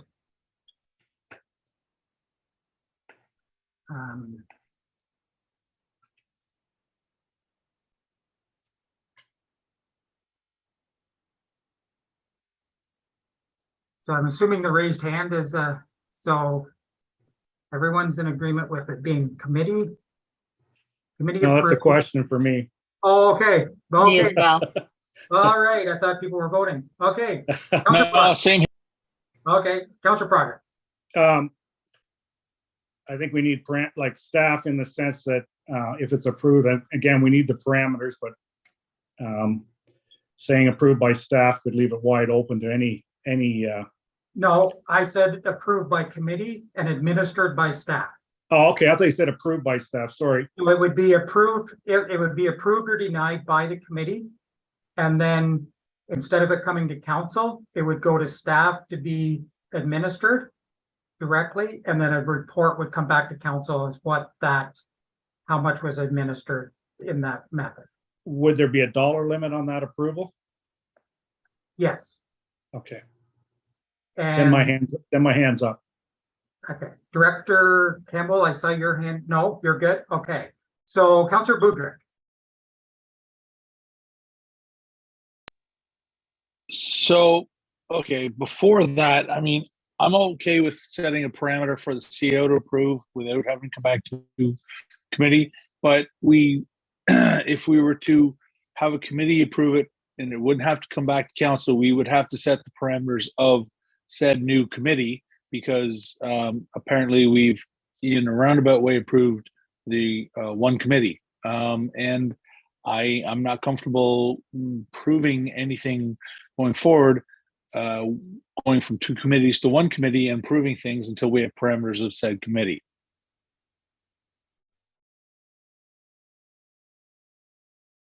So the final policy, which will be coming in the summer. Is that what you're looking for? Well, I mean, we're talking about merging 2 committees, which I'm all in favor of. It's just we don't have parameters of that new committee on representation of council members, of constituents, of anything like that. So I don't want to say, hey, this is how we want to do things without saying what our new committee is going to be set up by. I think we should have those parameters in place before we agree to saying the committee can push things forward without council's permission or authority. That's all.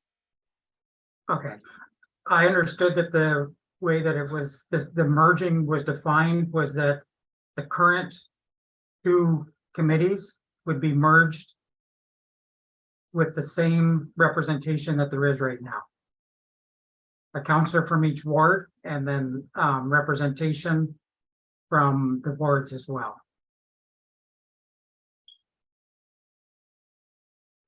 So if that's not what the committee, if that's not what was coming forward, then I may be in error there. Councillor Parks. I think when we started this process, Councillor Broderick had mentioned that we needed to deal with item recommendation number 3 and number 4, which I think is what Councillor Broderick is talking about, getting the terms of reference as to who's going to be sitting on the committee. Am I correct? Is that what your intention was, Councillor Broderick? To deal with item 4? No, Councillor Broderick had 100. Yeah, it was his. Sorry. Yeah, it was 100%. Let him reply.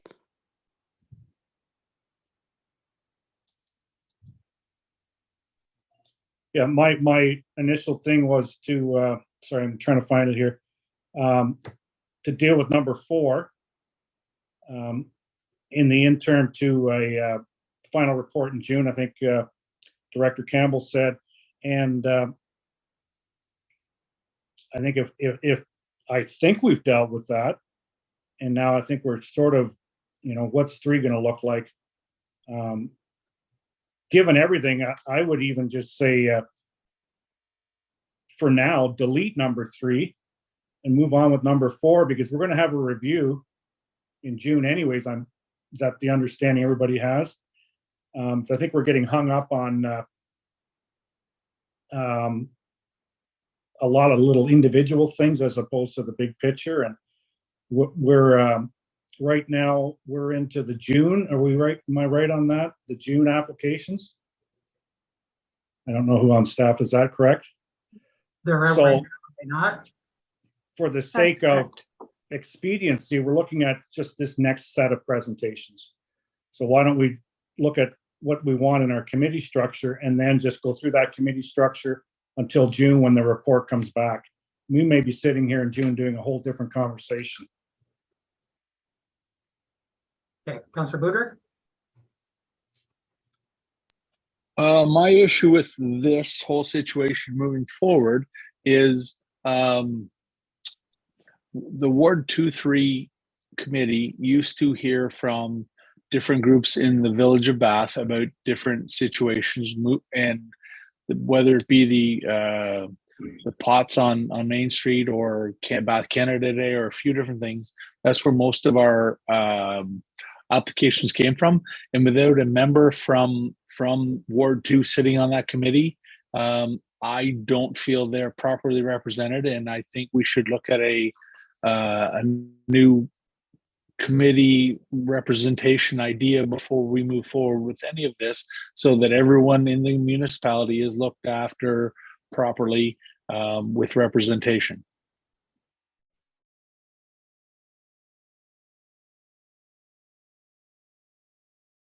So you wanted to go out to the public for additional committee members? Through you, sir. Not necessarily. I just think we need to write a policy through council and through staff so that everybody in our municipality has the opportunity to have a voice, whether they choose it or not. People may not choose to have a voice, and we all know that comes across from time to time, but give everyone in the municipality a choice to be on this new committee, and merging them, I don't think is the right thing.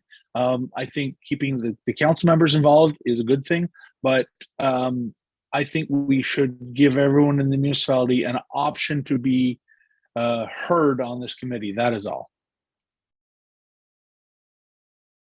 I've just got a quick question for staff. The only way that I know of to do that is to go out and request committee members to the public. And that probably, I know that normally takes a little bit of time. Do we have any idea what kind of time frame we'd be looking at for that?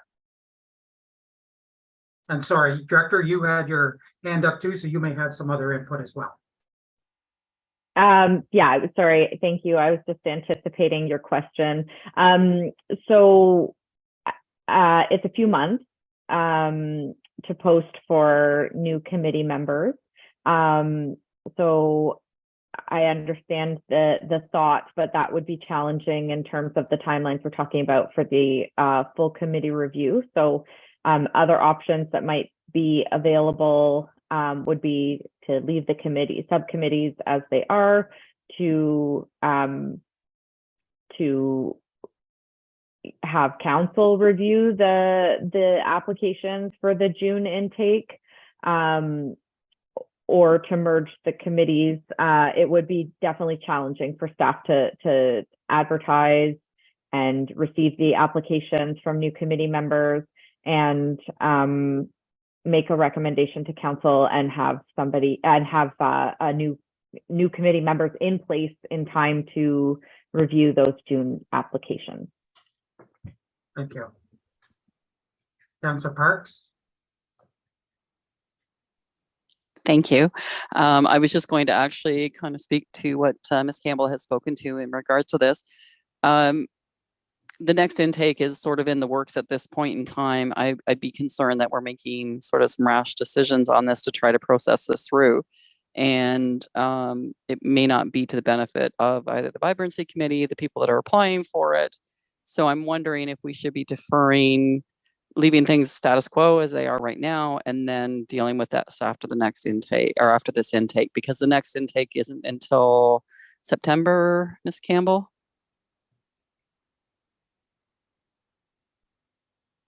So with that, sorry, Deputy Clerk.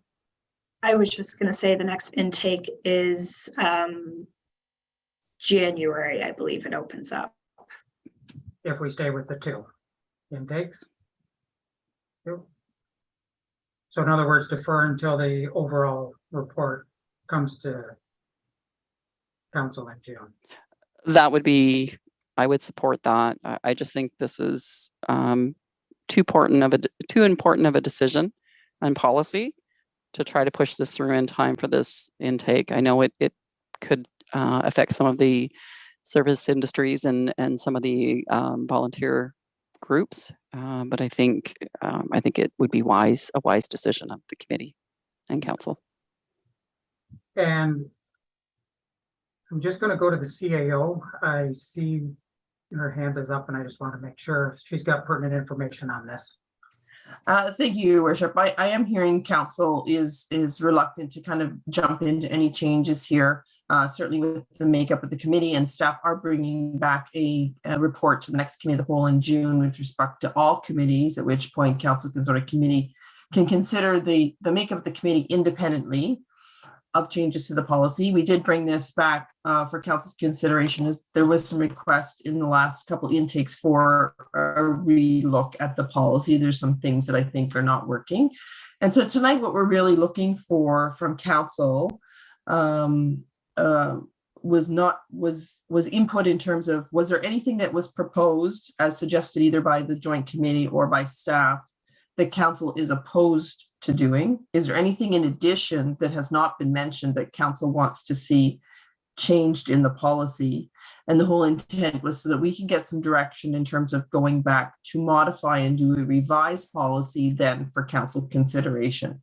I feel it'd be better if we could get that direction from council of what you absolutely don't want to include, what you do want to include. I am hearing, with respect to, CAO approval, that's not the piece of it, that, you wanted committee still, that's great. And if we could look at some of the other points that were presented this evening about suggested improvements or changes to the policy. If council is, I guess, opposed to any of the ones that are suggested in the staff report, then they would be removed. But otherwise, we'd come back with some kind of new draft for council's review based on your direction this evening to proceed in the proposed direction that this staff report was hoping to take council. And then if there's any other additional aspects of the policy that staff did not address or the committee did not address, that if council wished to let us know, then we could go down that road. I hope in doing so, then there would be more time for reviewing this.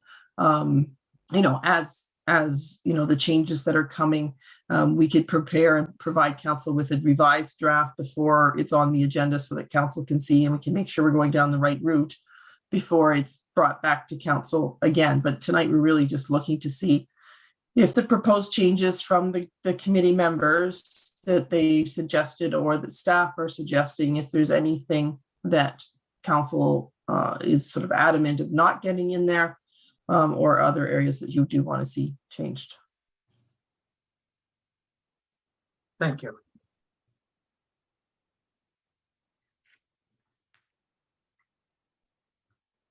So with those comments and looking at it more at a high level at this point and providing direction for a potential further report coming to council,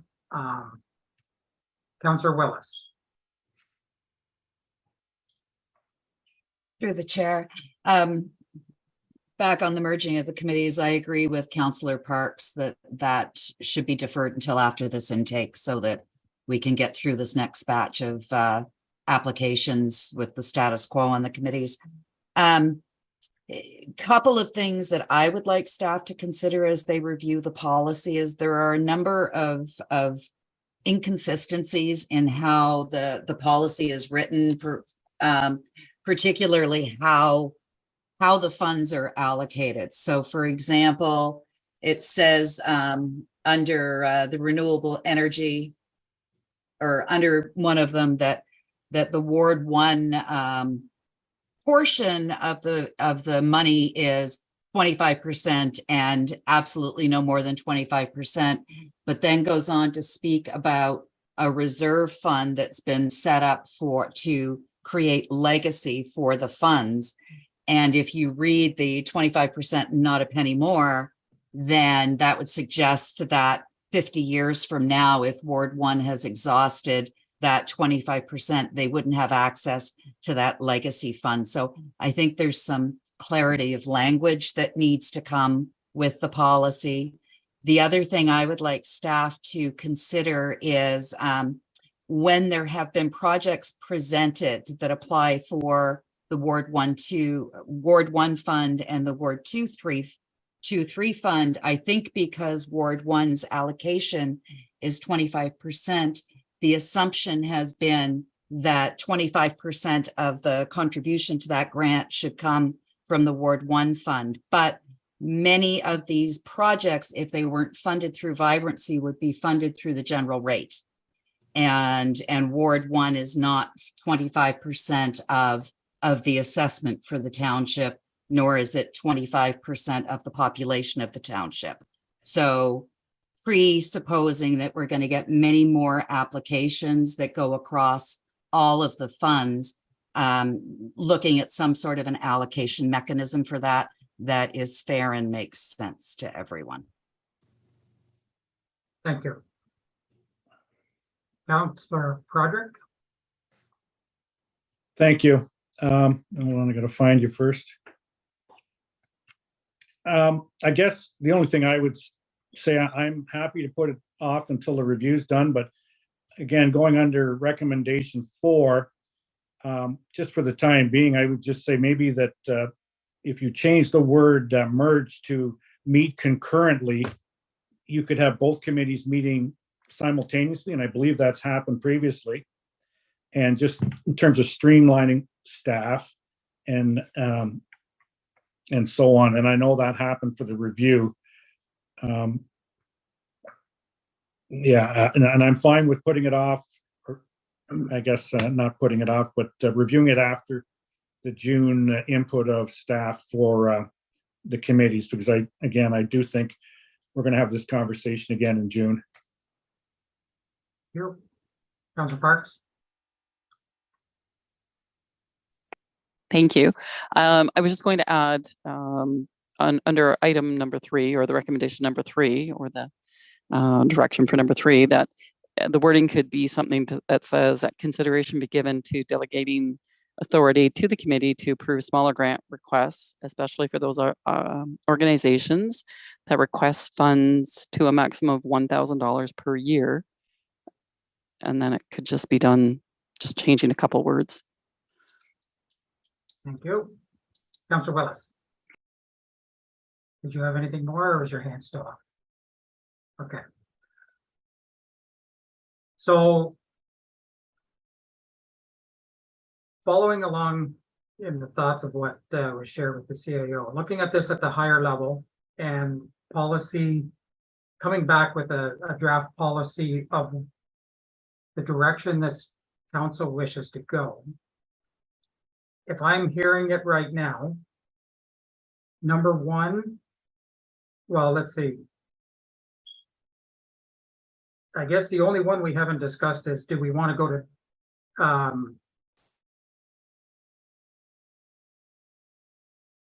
it's not a, oh yes, do we want to go to the 3 times a year? So, but that would be a number 1. So are there any items in those 5 recommendations that council objects to? And having said that, we've heard that the number 4, the merger would come back again with equal representation from each ward. So looking at it from a higher level, well, we can start there with, is there anything that we object to? And actually, Councillor Parks gave, with the amendments that Councillor Parks provided, which would change, number 3 would be consideration be given to delegating authority to the committee to approve smaller grant requests, especially those organizations request funds each year to a maximum of $1,000.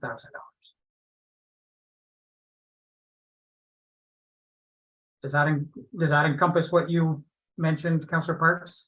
Sorry, they keep jumping around. I have to keep looking for everybody.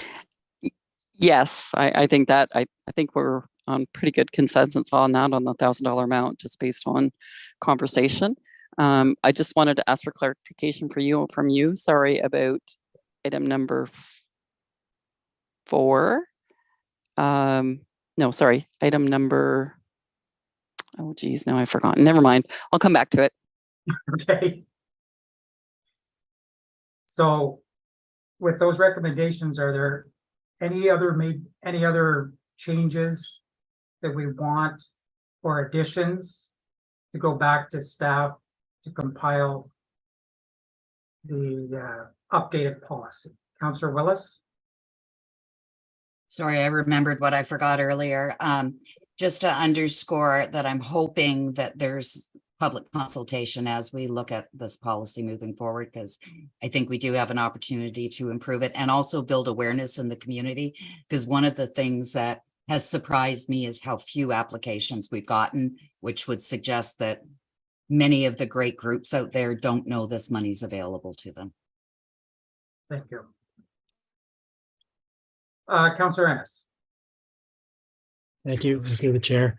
One additional thing I'm interested in hearing on from staff is, and well, I don't have a lot of history with these committees, but my understanding of the Renewable Energy Committee, the larger fund, is it's in the main meant for capital projects. One-time capital projects is the priority that benefit the public. And if those are the parameters, to do a capital project, most oftentimes you need land.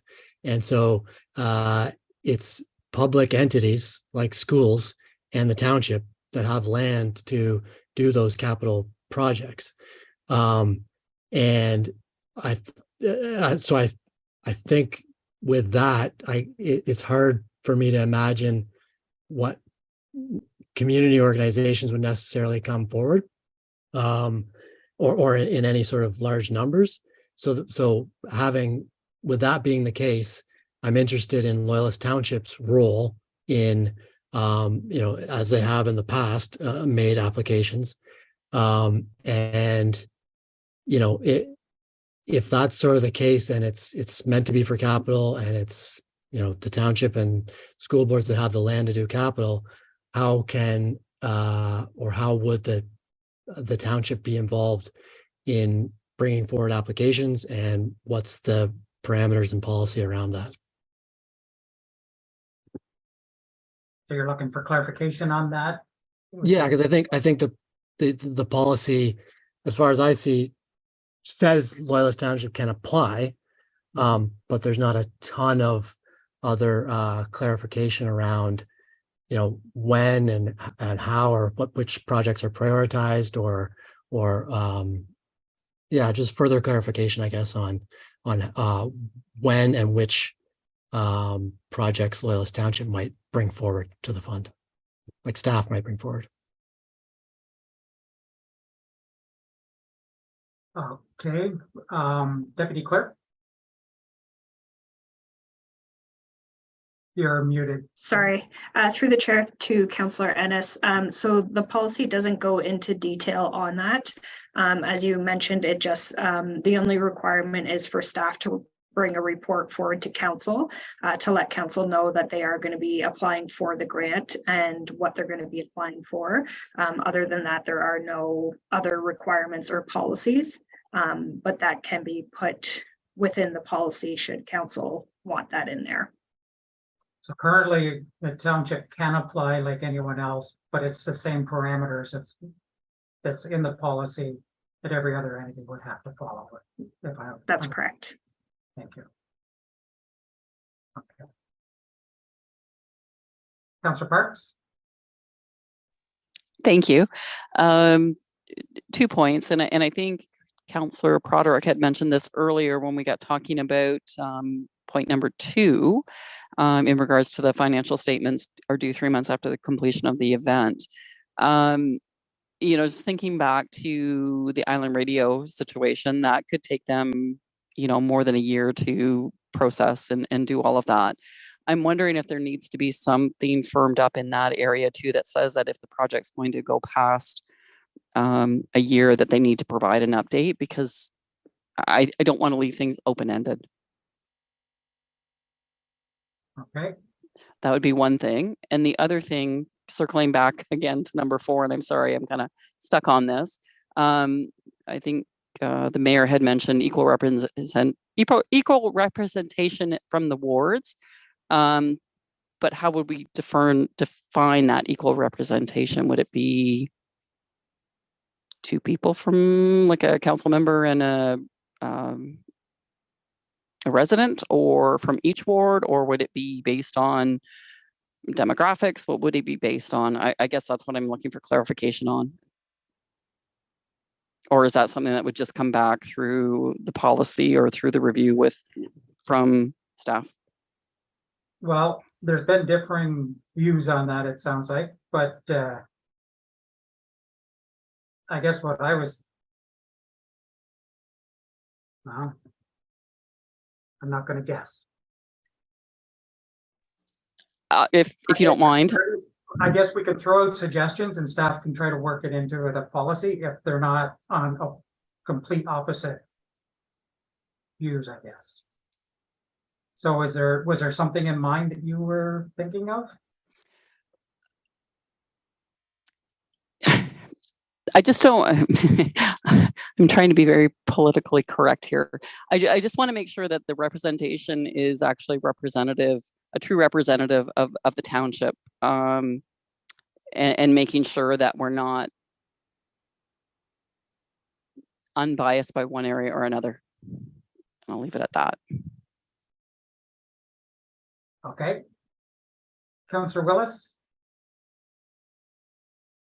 Sorry, I don't know which one of you put your hands up first, so I'm just calling the first one I see. Yeah, on that, I'm not quite sure. I mean, I would be uncomfortable if it's based on population because Ward 1 is obviously the smallest ward. We do have the most turbines though, so, you know, have a vested interest in this fund. On other things, so one of the things we experienced in the last intake was a large ask for the CJAI, and there's language in the policy about not allowing funds to be for projects taking place on private property. So we've gone against that a few times. So I just wonder if staff could look at why that was originally in there and if it's relevant. And the result of the CJAI situation was some money was given as a grant and the other was given as a loan. So if that's something we're considering with these funds, perhaps we need some structure and parameters around that as well. Thank you. And I know at the time that the policy was originally being drafted, there hadn't really been, that I recall, thought put into projects that would be in commercial business space. It was more, it's either owned land or it's public land, and we never thought of the in-between. So that could be something that could be reviewed with the policy going forward. That'd be good. Councillor Broderick?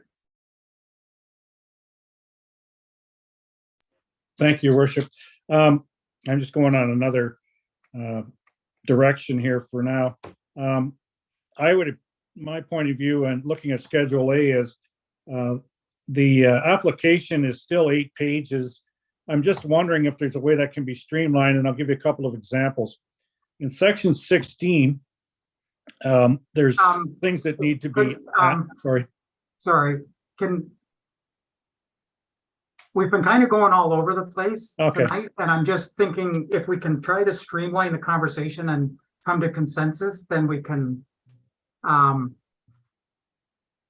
what are we talking? We still talking about the first 5 or the actual policy?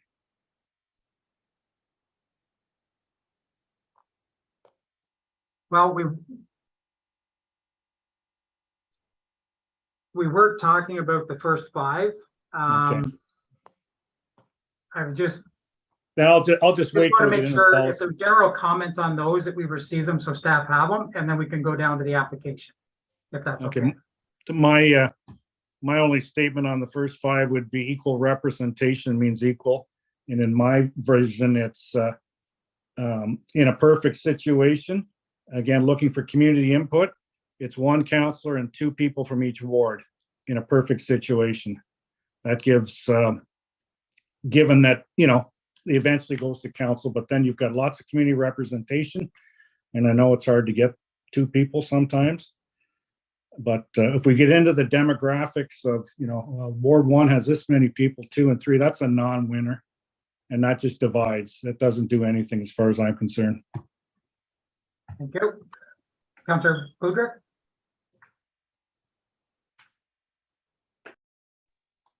I have to agree with Councillor Broderick that if we get into wards against wards, it could be difficult.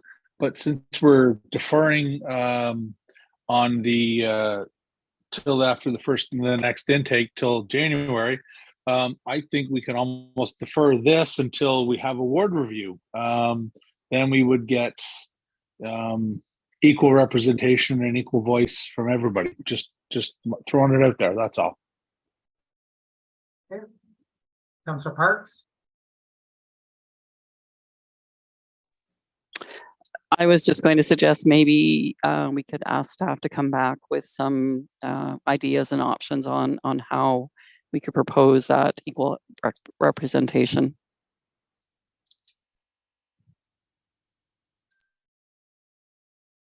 Okay. So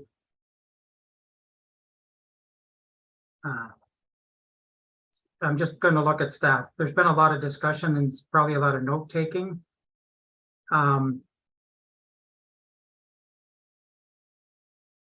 Is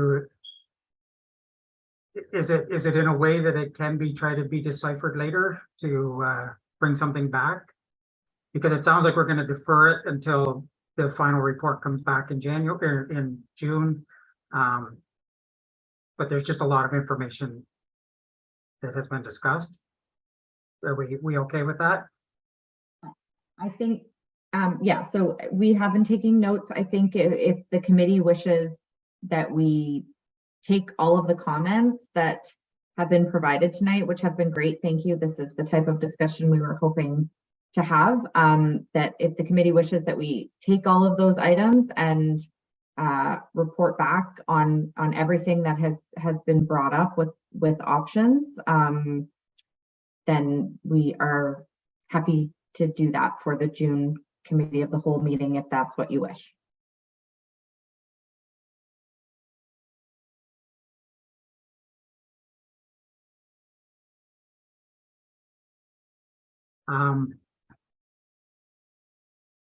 Okay, I'm gonna think on that.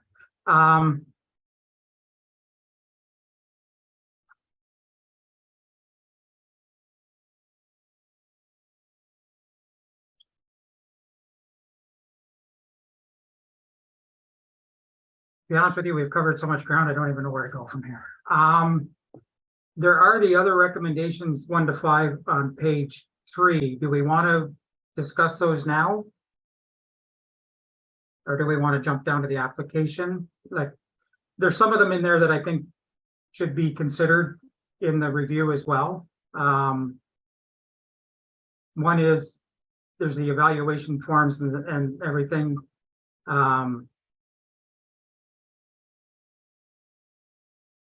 One that jumps out is do we want to go to 3 intakes? And if we do, is it equal on each one?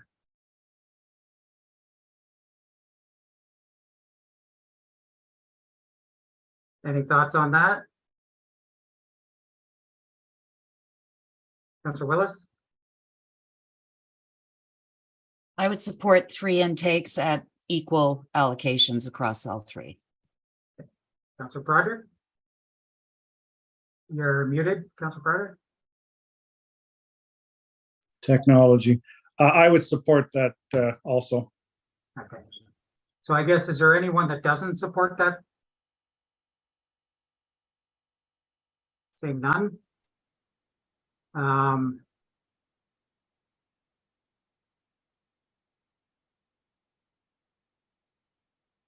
The cap on the community grants, is everyone okay with it staying at the 5,000?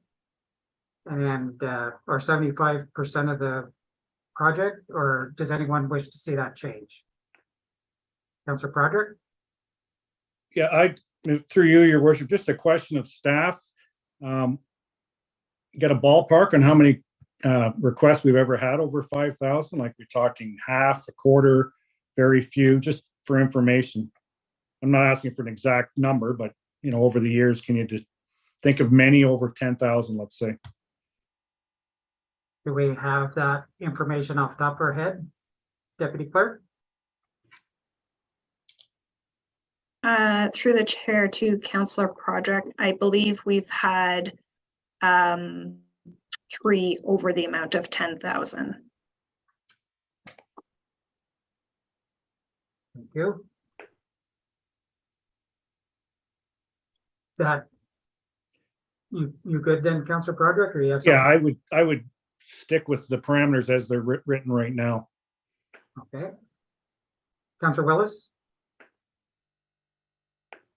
I'm just wondering, because the cap has been $5,000 and then the next option is the much bigger and more onerous capital grant fund, that maybe we're just missing some applications because people think they can't ask for 10,000 or 15,000. So I'm not sure 5,000 is enough. I mean, we've got room for the smaller grants now being approved by the committee. Maybe we need to consider that there may be projects that are $10,000 projects that would come forward if groups thought that they would be welcomed. Okay. So I guess just Councillor Broderick? Yeah, just just to follow up on Councillor Willis, I think one of the things is, and I, again, in my years as president of minor hockey, I never knew about this fund, whether it would have applied. And I think also become more inclusive communities. We've got to reach out to community groups to let them know somehow. I don't know how that somehow is, but you know, I could go off the top of my head and name 10 community groups right now, and I bet you of the 10, none of them have ever heard of this fund or have ever accessed, I guess maybe is a better way to put it. So that should be part of our sort of thinking in this. Okay. So going back to the cap, we've had one member say leave it and another one say it should be raised. I guess I'll just throw it out there. I don't see any other hands, so how many want to leave it the way it is? And if you could just raise, either use the raised hand or put your hand up. I don't care either way. 3. So 4, leave it the way it is. So it would stay at 5,000 for now then. That's what we'll go forward with. Third-party audits.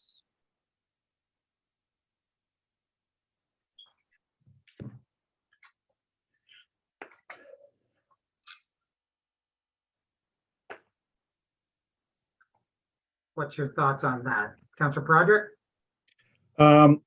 Again, going back to my perspective, being a member of a community group over the years, third-party audits are difficult for groups. And I think, you know, I don't think we're looking at hundreds of thousands of dollars here. And I'm not a big fan of them, but I also know there's got to be some kind of checks and balances on things. And that's a community group sort of point of view. Okay. Councillor Willis? I agree. I think we need to define what an audit is and who it could be completed by. I know that there are not-for-profits that have, you know, peers look at their books and sign off on them. Because if somebody gets $1,000 grant and it costs them $500 for an audit, it doesn't really make any sense. Okay.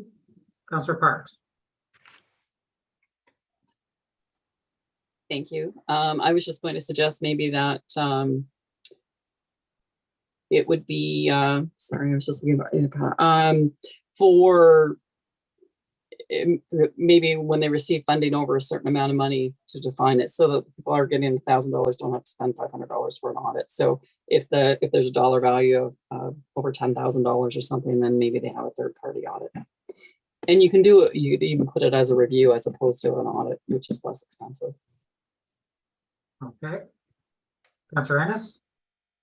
Thank you, through the chair. Just to agree with the previous comments, I think it's got to be a risk-based approach. We don't want to turn off community organizations that don't have the capacity for to do audits for low dollar amounts. Okay. So just gleaning all the information, Director Campbell? Sorry, I did just want to mention that the question from staff was specifically about, not about reviews or audits for incorporated nonprofits, but for individuals seeking funding, where they're not an incorporated nonprofit community group. That was more the question that staff had. Okay. So, council, does that change any of the thinking? Because what I was hearing was, yes, but place a dollar value that it was worthwhile and define more what it was, what the audit or the review would entail. Councillor Willis? From my perspective, I think the intent would be that there's transparency, that council and staff are satisfied that the money was spent as we thought it should be. But not to preclude, you know, there are often times that one or two individuals come forward with something that benefits the community. And we don't want them to have to form a not-for-profit and go through all that, but just that there is that transparency and that it's consistently applied to any groups that would fall under that category of not being incorporated. Okay. Councillor Ennis. Thank you, through the chair. Just, I think if the reporting, if staff have confidence in the reporting and the committees have confidence in the reporting, I think that probably goes a long way to addressing what this may have been brought up as an issue. So it's, I mean, it's a question of, from the reporting process we have in place, if we're pretty confident with that, then I think that's probably enough for low dollar amounts. So if I'm summarizing it correctly, we can find a dollar value where it would be, we would like to see a review done on it to for transparency of the funds, and define a little more how in-depth that review would have to be. Is that a summary, accurate summary? If I missed something, please speak up. Okay. Seeing none.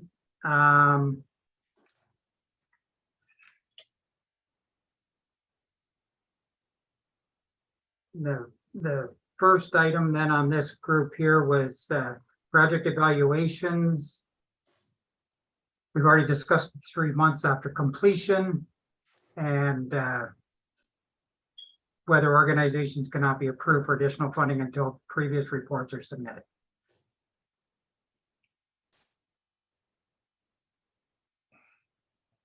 Councillor Willis. How would we, what system would we have in place that tells us when the completion date is and when those reports would be due? Because, you know, having an annual date makes sense because you can say, are all the reports in, yes or no? But if it's a moving target, then is that going to be on the poor deputy clerk to be chasing these groups and following up on these reports? I just like the idea of knowing that either the report's in or it's not.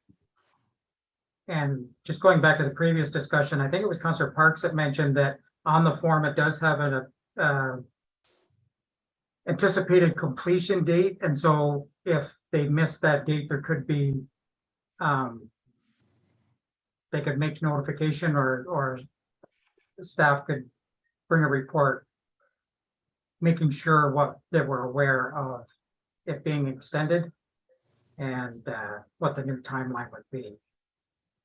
Does that summarize what you were brought up, Councillor Parks? Yeah, that's great. I think because some of these projects could go longer than, you know, the anticipated timeline, I think that could be a trigger to get some financial updates at that point. So I think you summarized it quite well. Okay. Does that answer your question then, Councillor Willis, your concern? Somewhat. I'm thinking of the one group that was given grant funds last year, weren't able to spend them all, and then it was carried over to the following year. But then in the January intake, they brought in a new application for funding, and it made it very murky. So we hadn't received a report. It was murky on whether they were asking for new and additional funds or if it was part of the carryover funds. So I think there are going to be situations where we're going to need some clarity on when a project ends and when a new one begins for the annual applicants. Okay. Councillor Broderick. I would just simply say no report, no money. You know, that's you enter into agreement with good faith, and that to continue that relationship, you should be getting the transparent report of whatever the situation may be. And like Councillor Willis said, then you get into the murky. Well, this group maybe yes, because, and then you get another group who maybe doesn't have a history with the township. So if it's clear that, you know, if you haven't done your paperwork ahead of time, And I don't know if the clerk's the gatekeeper, looks at it, hey, we can't accept it till he reports it and just hands it right back to him. I don't know. I just don't agree with leaving any windows for a group not to do a report. And the group, I think that Councillor Willis referred to, there's got to be a standard that we ask our taxpayers, just like they ask us for a standard. And I think that should be it. Okay. I agree with the no report, no more funds. I guess the area that I'm looking at is making sure that we understand when they're complete. And I think that's maybe they've got the completion date. So after 3 months after the completion date, we should have the report, or they notify us that they need an extension on the time for whatever circumstance. Is that? Or you could add, something along the lines of not eligible for the next, future intake dates until your reports are in. Yeah. Is that it? Is there anyone that has any other comments opposing or to amend that? Seeing none. One of the next ones is the application process, and Councillor Broderick, you had some items on this. I thank you, Your Worship. Just I just quickly scanned. It looks like it's an eight-page application process. My thoughts there are in section 16, I believe it is, things like if we're dealing with a group we've dealt with before, do we really need to ask them for another copy of their constitution? Maybe their board of directors, like there's certain things that are replicating, and maybe on that form, there's an area to say similar to last year's project. And excuse my ignorance, but the bath flower pots are great. I think they get something every year. And if I'm mistaken, I'm mistaken, but there's this sample where you really have to ask them for all the information again that they've already put on file. And again, with the whole application process, I think we got to get out there and sell it. It's part of maybe including groups that haven't been included, whether it's, I'm just trying to think of a group with, maybe you got a geocache group, I don't know, like different things that we could encourage in the community. And I'll give you an example, starting I look at the pickleball. Councillor Ennis has talked about, some of the sites and things like that, encouraging a group to start that. Or another one, I always look at the Henderson and go, okay, why aren't we using it for X, Y, and Z during the summer? But I still think there's room to maybe streamline that application process. Because a lot of people that do these applications, I'm sure staff could back this up, have never done one. So you don't know what you get sometimes, right? And I know there's people on council, myself being one of them, have written applications over the years in our careers. Maybe there's a chance to do a 2-hour workshop someday at the community center or something, and invite groups in. I think a lot of times we wait for them to come in. Sometimes we got to go out and find them. Anyways, that's my soapbox. Okay. Councillor Willis.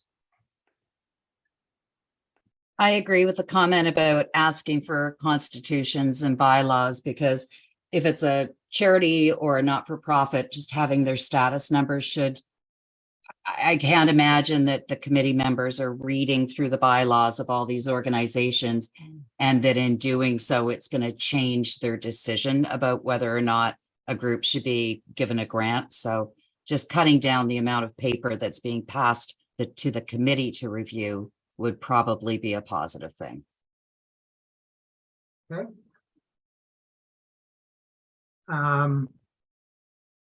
Did you have something additional, Councillor Broderick, or is your? Yes, blame it on Councillor Willis. What about online applications? Do we have them? I don't even know.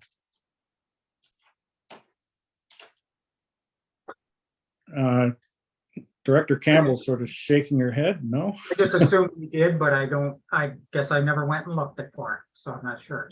Deputy Clerk? There is applications available on the township's website, but it's in a fillable PDF format. Oh, okay, so, and can that can then be submitted electronically? That's correct. Okay, thank you. Thank you. Any other items for the applications then? Councillor Willis? Sorry, on the previous point, I think it would be good. It is a challenging application to fill out, especially for some groups that maybe don't fill out a lot of grant applications. And even if we had a video that was on the website where the application is, that walks people through the steps and answers some of the questions, we've seen enough of these applications that we know where people kind of fall short on them. I would hate to see a group turned down just because they missed something in their application because they could have used some guidance. Okay. That's an option as well. So, not seeing any more hands, I guess, is the committee okay then with the applications the way they were presented? Okay, thank you. So, just going to look at staff. Was there anything in addition to this that you were looking for that I missed?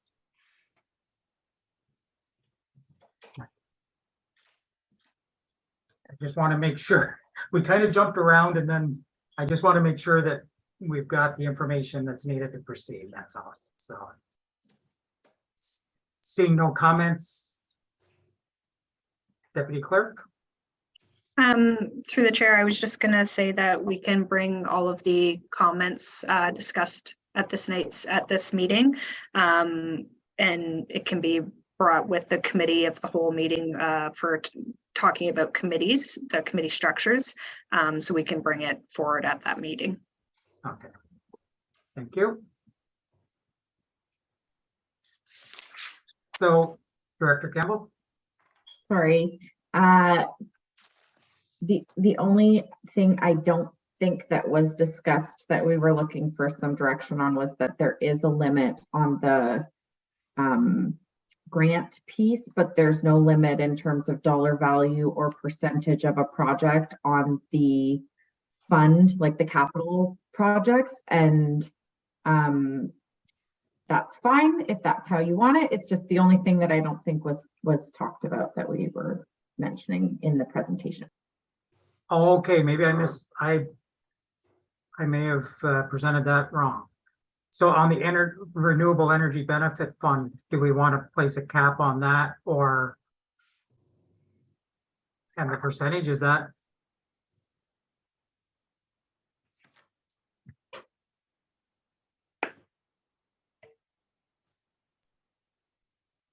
That was the question. Okay. So members, any thoughts on that? And is there no cap now? I was thinking there was. There's not. Okay. I missed that. Councillor Parks. A quick question. Would that affect any projects that have already been approved, or are we talking about moving forward? I'm just thinking about the hub project, if that. I think, unless I'm wrong, it would have to be moving forward, correct? If it's already been approved, then it's already gone through the process? Okay. So it would just be for anything going forward. Councillor Broderick? Oh, sorry, Councillor Parks, you had... Sorry, just a follow-up with it. I believe that there should be some sort of cap on it after going through the project for the radio station.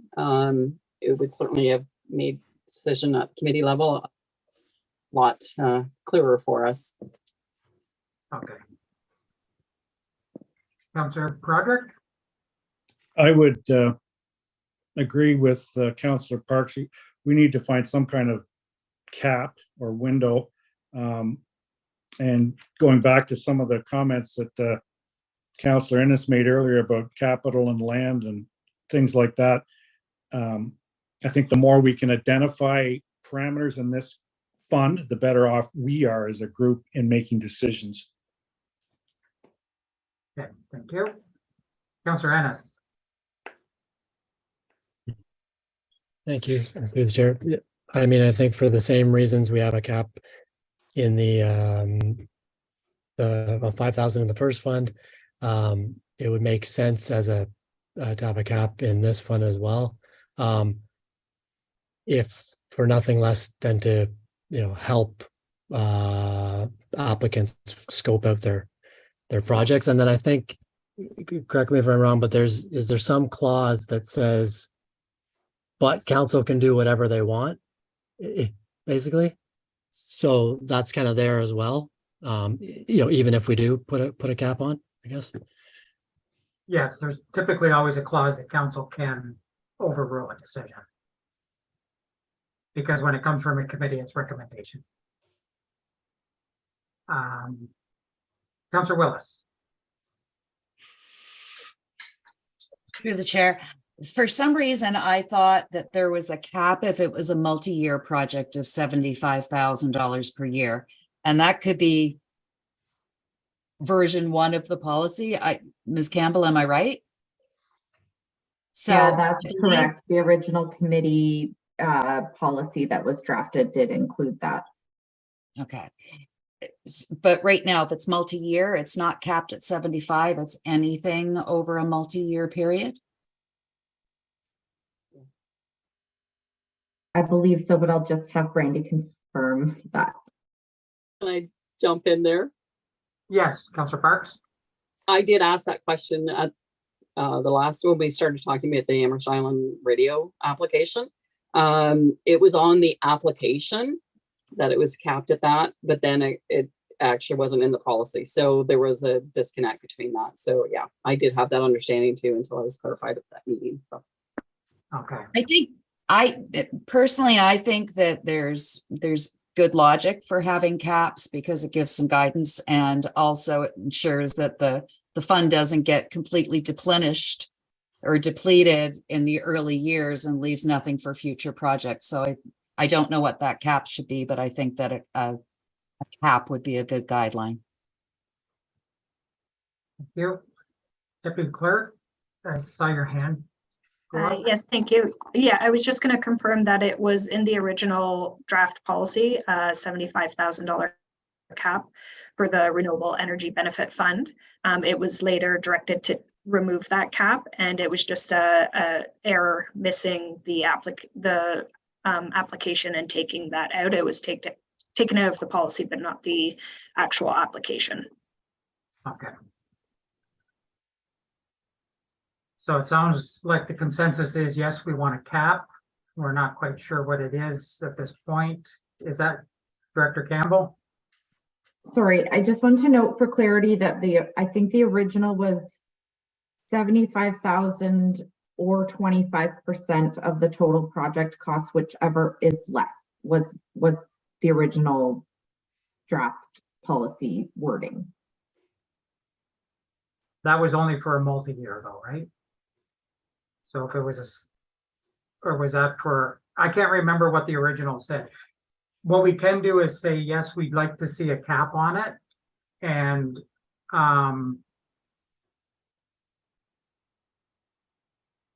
council, is there a preference on the amount or the percentage, or would you like them to review the old policy, compare to today's values and see what it would work out to? Councillor Parks. I would be comfortable with a cap at 50,000 as a point, because council still has the ability to override that decision anyways. It just sitting on the committee without having some sort of number to work with, it's very difficult sometimes when you get those big applications. So I would be happy at 50,000. So is that 50,000 for a one-time, or and 50,000 per year if it's a multi-year? Or would you want different numbers? I think if it was going to be multi-year, you'd maybe look at a percentage, but I hadn't thought that far ahead. So okay, Okay, we'll go with that then. I just want to make sure I've got them straight. Councillor Progress. Yes, for a cap. I guess my question is, I'm okay with the $50,000. I guess my question is, if a project comes in, then it's $50,000. Do we want to get in the situation where we're 100% funding a project?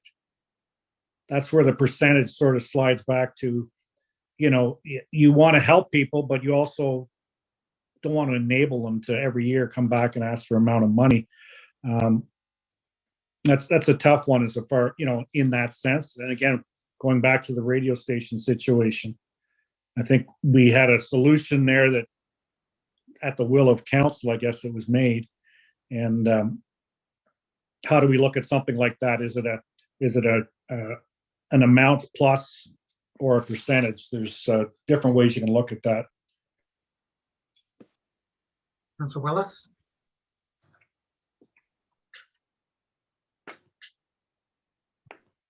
My only, I don't know what the right number is, but I just, 50,000 can get spent very quickly if you're building a pickleball court or a splash pad, or, if these are capital projects, 50 may be too low. Again, I don't know what's right because we haven't seen many. We've only seen 2 significant projects come, which is the hub and the radio station. And, the radio station was close to 200,000 and the hub was 700,000. So I don't know that 50,000 is enough to support the types of projects that should be coming forward with this fund. Okay. Councillor Parks, did I see your hand up at the corner? Yeah. Sorry, I just wanted to add one thing in regards to Councillor Proderick's comments. It does say in the policy that they do have to source other sources of funding, that this can't be a full funding for their whatever it is that they're applying for. So I think we're covered on that side of it. That's all.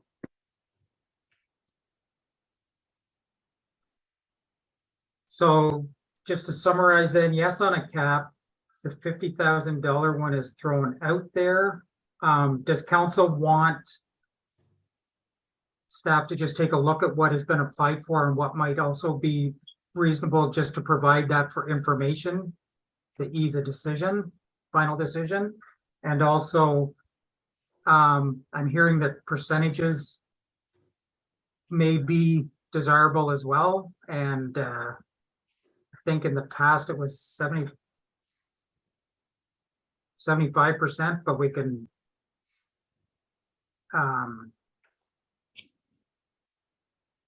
I guess that's one that we haven't really come to grips with. Do we want, and if we can't come to grips with it tonight, we can, again, staff can do a little review and look at it and see what's reasonable and bring it back, and then that'll be points for discussion. Councillor Proderick. Maybe if we could ask staff, your worship, for maybe 3 options, maybe just a strict monetary option, a percentage option, and maybe some kind of hybrid between the 2, just to give us 3 different looks at it. I think that would be valuable. Is that doable? I'm just looking at staff to make sure that that's gleaning from the information there with what throwing out 50,000, but it might not be high enough, and then come back with proposed percentage and some in the 3 options. Okay, thank you.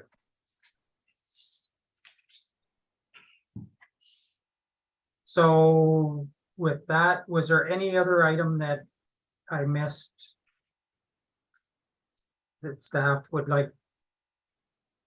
Councillor Willis? Sorry, the one other is now that we have that precedent of giving a loan out of this fund, I'd like to know is that something we want to continue in the future? Was it a one-of? Because if we're going to consider that, we would need some policy and parameters around how that works, I think.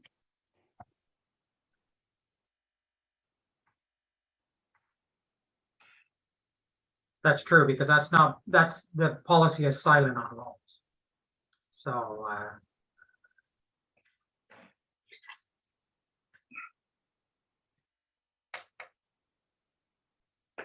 with, well, what are your thoughts then? I guess when you get into loans, you get into a whole nother ball of wax in my mind, but maybe I'm overcomplicating it. But Councillor Budrick.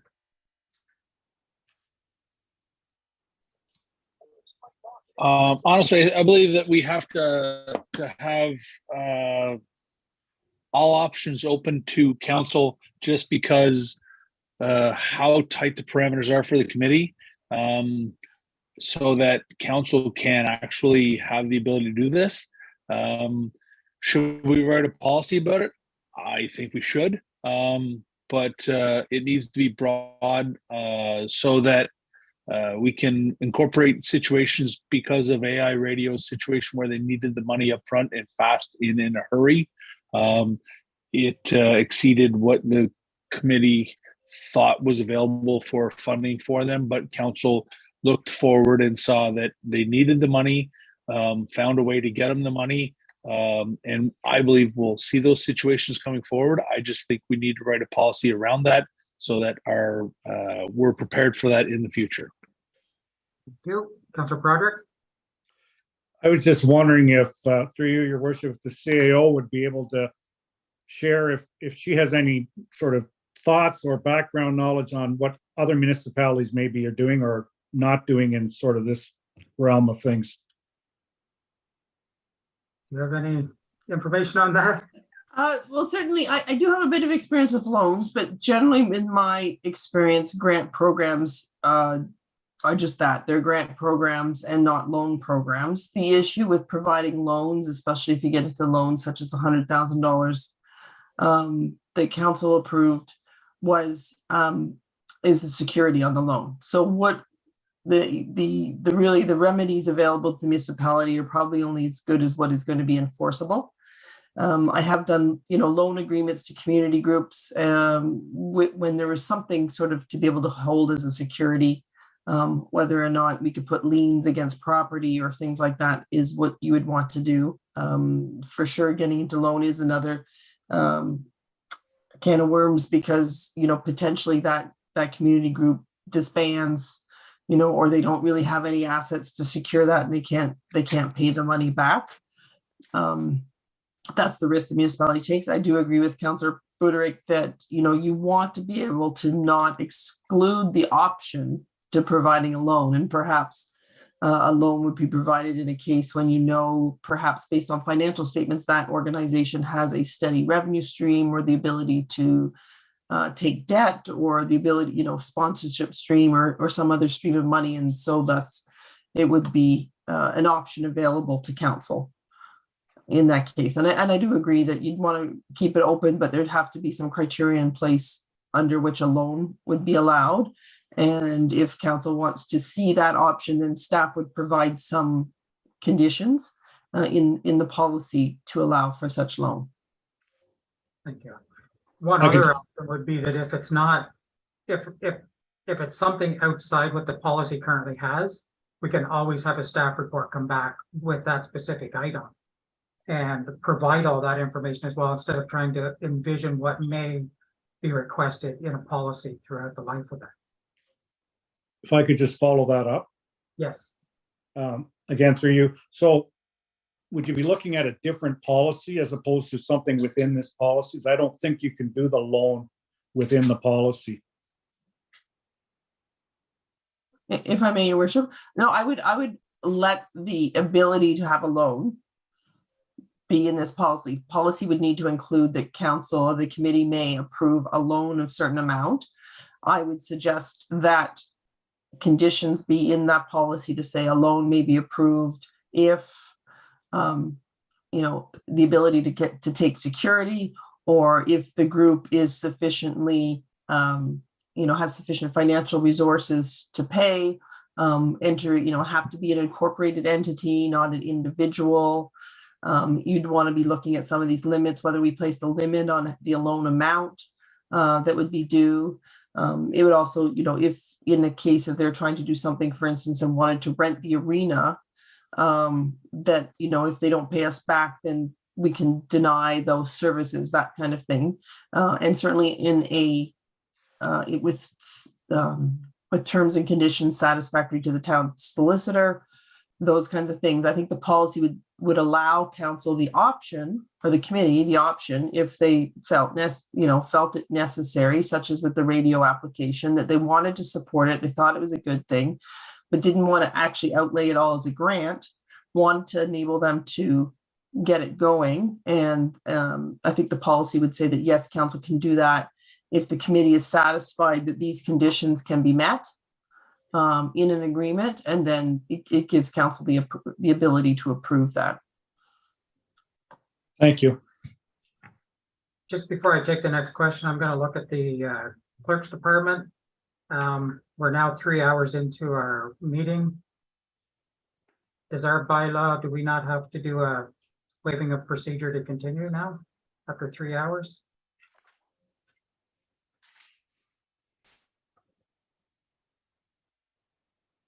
Through your worship, that's for council. Just for council, not for this one? I think so. I'd have to go back and look, but I don't believe it was spearheaded for committee, but you could pass the resolution just to be safe. Okay. Can we have a motion to waive the procedural bylaw to extend the meeting beyond 3 hours? So I have a mover, Councillor Prodrick, seconded by Councillor Ennis. All in favor, please raise a hand. Motion is passed. Thank you. And I believe, yes, Councillor Parks. Thank you. I like what the CAO was mentioning about having the ability in the policy to do the loan. I think outside of that, I think it has to be treated as a one-off thing. From time to time, there may be the situation that happens. I would just be concerned that if we had too many loans out there, that we may not have the funds to support any other applications that are coming through if there happen to be defaults on loans, or if the payments weren't coming in regularly. So I think we'd have to be very careful on what we do with that going forward. But I like the idea that the policy would allow for that, for us to be able to support service groups that come forward with it. So is everyone in agreement that staff can bring back a synopsis of some information to be able to include a loan going forward from here, and then the committee or council can make a decision on that? That I'm seeing heads nodding, so I'll include that as well. Any other items that I missed, council or staff? Seeing none. Now we got to figure out what kind of recommendation to make.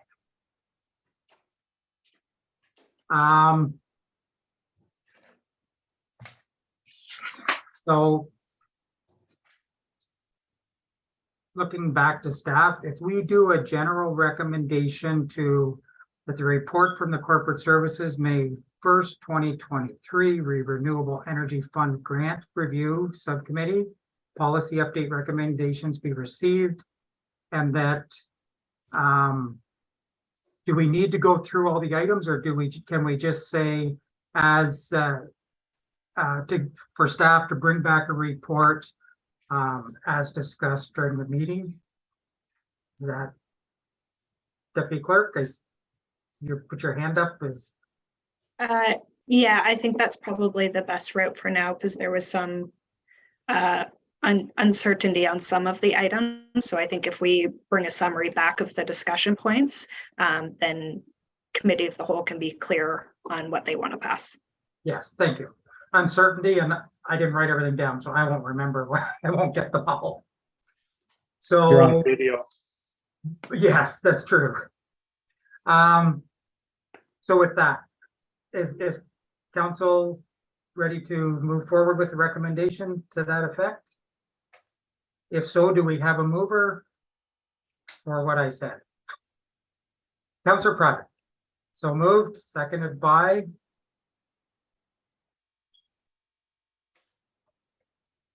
do I have a seconder? Councillor Ennis. Mover, any comments? I just thank people for their hard work and input. Again, I think we're going to be having this conversation in some form or another after the committee report comes back in June. I agree. Seconder? Any Ditto. comments? Yep, ditto. Anyone else? Call the question. All those in favor, please raise a hand. Motion is passed.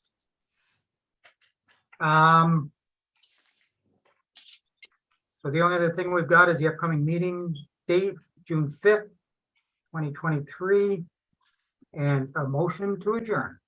Do I have a mover to adjourn? Councillor Willis, seconded by Councillor Parks. All in favor, please raise a hand. Motion is passed. Thank you. We are adjourned at 9:35. Thank you, everyone.